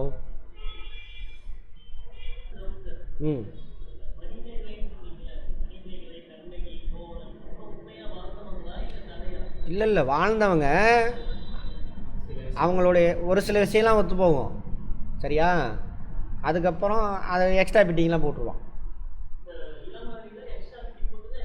ஆமாம். இப்போ கூட பாருங்கள், நீங்கள் நார்மலாக ஒரு படம் ரியலாக ஒருத்தன், இப்போ நான் காலையில் வரேன், கிளாஸ் எடுக்கிறேன், புதுசாக உங்களுக்கு சிந்திக்க வைக்கிறேன், போகிறேன், தூங்குறேன், இதை இப்படியே எடுத்தால் எப்படி இருக்கும் படம் பார்ப்பீங்க? அப்படியே பறந்து போகணும். அப்படியே அப்படியே என்னை வெட்டுறதுக்கு 100 பேர் வரணும். நான் எல்லாத்தையும் அடித்து தும்சம் பண்ணணும்.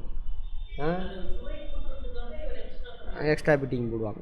இப்போயே இந்த காலத்துலேயே இவ்வளோ வரி ஸ்கூலு காலேஜ், இவ்வளோ இயற்கை படைப்பு எப்படி, உயிரினங்கள் எப்படி உருவானுச்சு, அது செல்களால் ஆனது, செல்லுகளோட நுண்ணுறுப்பு, செல்லோட நுண்ணுறுப்பு எதால் ஆனது, அணுக்களானது, அணுக்குள்ள ஆட்டம், இதெல்லாம் இவ்வளோ விஷயம் கண்டுபிடிச்சி அதை படித்த காலத்துலேயே அந்த டுபாகூரை தான் நம்புகிறோம்.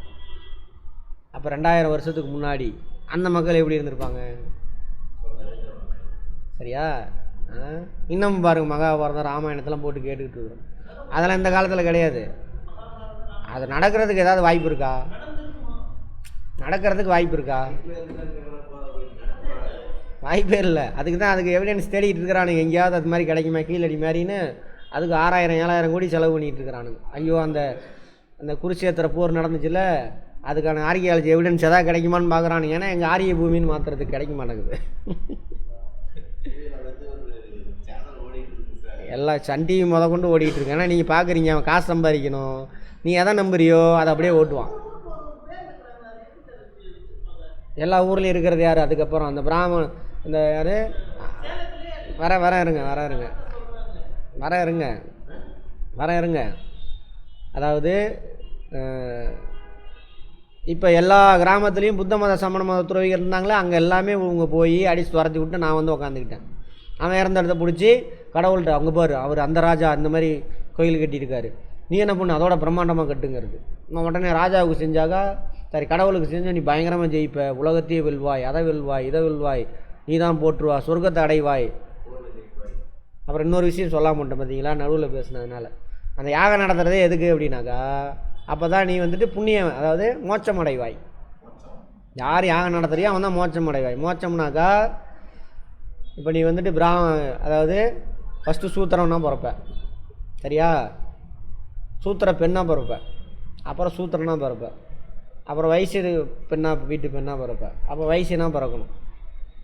அதுக்கப்புறம் சத்திரிய வீட்டு பெண்ணாக பிறப்ப, அதுக்கப்புறம் சத்திரியனாக பிறப்ப ஒவ்வொரு பிறவியில். அதுக்கப்புறம் பிராமண வீட்டு பெண்ணாக பிறக்கணும். இவங்க எல்லாருமே யாருக்கு தொண்டு செய்வாங்க? பிராமணனுக்கு. அதுக்கப்புறம் தான் நீ பிராமணனாக பிறப்ப. அதுக்கப்புறம் தான் நீ மோட்சம் அடைவாய். அதாவது அடுத்த பிறவி நீ பிறக்க மாட்ட, கடவுளோட பாதத்துக்கு போய் சேருவ. இதுதான் கான்செப்ட். வெயிட் பண்ணுங்க, அங்கே போகாதீங்க, இருங்க. இதுதான் கான்செப்ட். அப்போ இந்த தொண்டெல்லாம் நீ செஞ்சுட்டு வந்தாதான் மோட்சம் அடைவாய். இதெல்லாம் செய்யாமல் நீ மோட்சம் அடையணும்னா, யாகம் நடத்தினீங்கன்னா டேரெக்டாக என்ன ஆயிடுவேன்? கடவுள் பாதத்தில் போய் சேர்ந்துருவேன். அதுக்காக தான் இந்த ராஜாக்கள் யாகம் நடத்துறது, அதை நடத்துறது எல்லாமே இன்ன வரைக்கும் தொடருது. அது எதுக்கு செய்கிறீங்க? அதுக்கு தான் ஏதாவது காசு கொட்டிட மாட்டாரா அவர்? திடீர்னு பணக்காரன் ஆகிட மாட்டோமா? அதுக்காக தான் செஞ்சுக்கிட்டு இருக்கிறோம். வேறு எதுக்காக செய்கிறீங்க? அதேமாரி மோட்சம் அடைகிறேன்னா எங்கே? கடவுள் மேலோகத்தில் இருக்கார். மேலோகம் எங்கே இருக்கும்? மேகம் பறக்குதுல்ல. மேகம் எவ்வளோ ஹைட்டில் தெரியுமா இருக்கும்? ஒரு மேகம் பார்த்திங்கன்னா ஒரு 8000 மீட்ரு. அதுவும் அடர்த்தியாக இருக்காது மேகம். ஜாகிரஃபியில் பார்ப்போம். 2000-3000 மீட்ரு வரைக்கும் தான் மேகம் அடர்த்தியாக இருக்கும். 2000 மீட்ரு 3000 மீட்ரு, 2 கிலோமீட்டர் 3 கிலோமீட்ரு. சரியா? விண்வெளி ஆய்வு கூட இருக்குல்ல, இங்கேருந்து தரையிலேருந்து 600 கிலோமீட்டர் ஹைட்டில் இருக்குது. 600 கிலோமீட்டர்னால் எத்தனாயிரம் மீட்டருன்னு பார்த்துக்கோங்க. அப்போ விண்வெளி ஆய்வு கூட கிராஸ் ஆகுதுல்ல. நேரம் எல்லாத்தையும் அந்த மேலோகத்தெல்லாம் எடுத்துருக்கலாம்ல. ரம்பை, ஊர்வசி, மேனகை, அப்புறம் யார்? பிரம்மா, விஷ்ணு, சிவன், நரகம், சொர்க்கம், அவன் யார்? அவன் இன்னொருத்தன். எல்லாம் எடுத்துருக்கணும்ல. அதெல்லாமே எங்கே போயிடுச்சு இப்போ? ராக்கெட்டு ஆதித்யா 1 சூரியனுக்கு பக்கத்தில் போயிடுச்சு. போகிற வழியில் வரைக்கும் காணுமே. மேகம் 2000 மீட்ரு வரைக்கும் தான் இருக்குது. பார்ப்பேன் 7000 மீட்டர் வரைக்கும் இருக்குது. அதில் அது சும்மா லைட்டாக இருக்கும் அப்படி காணமே. இந்நேரம் முட்டை ராக்கெட்டுக்கெலாம் என்ன இருக்கணும், சேட்டலைட்லாம் மேலே மிதந்துக்கிட்டு இருக்கு, குப்பியாக மிதந்துக்கிட்டு இருக்குது. இவங்களெல்லாம் பார்த்துட்டு போயிருக்கணும், அல்லது இவங்களை போய் மோதி அவங்களாம் எல்லோரும் இந்த ஒரு லோகத்தில் தேவர்கள்லாம் நேரம் சண்டைக்கு டேய் வாங்கடா இவனுங்களாம் அறக்கிறதுக்கெலாம் என்ன பண்ணலாம் அடிக்கணும் அப்படின்னு இறங்கி வந்திருப்பாங்கல்ல. அறிவியல் கொஸ்டின், அறிவியல். நான் நாத்திகெல்லாம் கிடையாது. ஆமாம். அதான் ஒரு அம்மா, நான் அந்த அருள்மொழி அம்மான்னு நினைக்கிறேன். ஆமாம், அவங்க தான் சொல்லுவாங்க எல்லாருமே நீங்கள் ஆத்திகர்லாம் கிடையாது, நாத்திகர் தான். உங்களுக்கு கடவுள் மேலே நம்பிக்கை இருந்திருந்தால் வீட்டை பூட்டிகிட்டு போவீங்களா? உங்கள் கடவுள் இருக்கார்ல, கடவுள் மேலே நம்பிக்கை இல்லாதனால தான் வீட்டை பூட்டிகிட்டு போகிறீங்க அப்படிங்கிறாங்க. உங்கள் வீட்டில் சாமி பூஜையெல்லாம் இருக்குல்ல, கடவுள் இருக்கும்போது நீ எப்படி பூட்டிகிட்டு போகலாம்? கோயிலையே பூட்டி வைக்கிறீங்க அவ்வளோ பெரிய பூட்டு போட்டு. அது என்னோடய கருத்து இல்லை. அந்த அம்மா கேட்டவொன்னே எனக்கு பிடிச்சி போச்சு. ஆமாம் இல்லை, என்னடா இந்த அம்மா இப்படி சொல்லுவாங்கள மாதிரி தான் தெரிஞ்சிச்சு. அப்போ நீங்கள் உங்களுக்கு கடவுள் மேலே நம்பிக்கை கிடையாது, ஏதோ ஒரு மாயை, அவ்வளோதான். நம்பிக்கை இருந்தால் திறந்து வச்சுட்டு போக வேண்டியது தானே.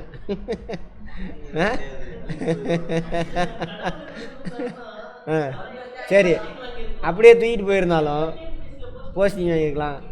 அப்படியே அவன் தூக்கிட்டு போனாலும் என்ன பண்ணலாம், யாகத்தை நடத்தி கடவுளே அக்னி அங்கே கவனித்து அவனை தூக்கிட்டு போனவன் தூக்கிட்டு வா அப்படின்னு சொல்லலாமா? ஆமாம், அதெல்லாம் இருக்குல்ல. ரைட், ஓகே, சரி. ரைட். இது ஆன்லைனில் தான் போகும் பார்க்கட்டு. இது மாதிரி தான் எல்லா கிளாஸும் எடுத்திருப்பேன், அதனால தான் போக மாட்டேங்குது, ரீச் ஆகாது. உண்மை தான், இது போய் செக் பண்ணுங்க. கடவுளுங்கிறாரு, கட்சிக்காரனுங்களை திட்டுறாரு, அப்புறம் ஜாதியை திட்டுறாரு. ஆமாம், அப்புறம் பெண் அடிமையெல்லாம் கூடாது, பெண்ணு தான் வீட்டுக்கு தலைவின்றாரு. இயற்கை இது எல்லாமே. பெண்களுக்கே சண்டைக்கு வருவாங்க நிறைய பேர். ரைட். அப்போ எல்லாத்தையும் ஈகோவையும் டச் பண்ணுறேன்னா இல்லையா? இந்த வயசில் இப்படி படிக்கிறா அப்படின்னாங்க என்ன ஆகும்? அங்கேயும் ஈகோ டச் பண்ணுறான். அவங்களாம் முட்டாளாக்கிட்டான் அப்படின்னா ஈகோ டச் பண்ணுறான். அதான் பிரச்சனை. எனக்கு பிரச்சனை.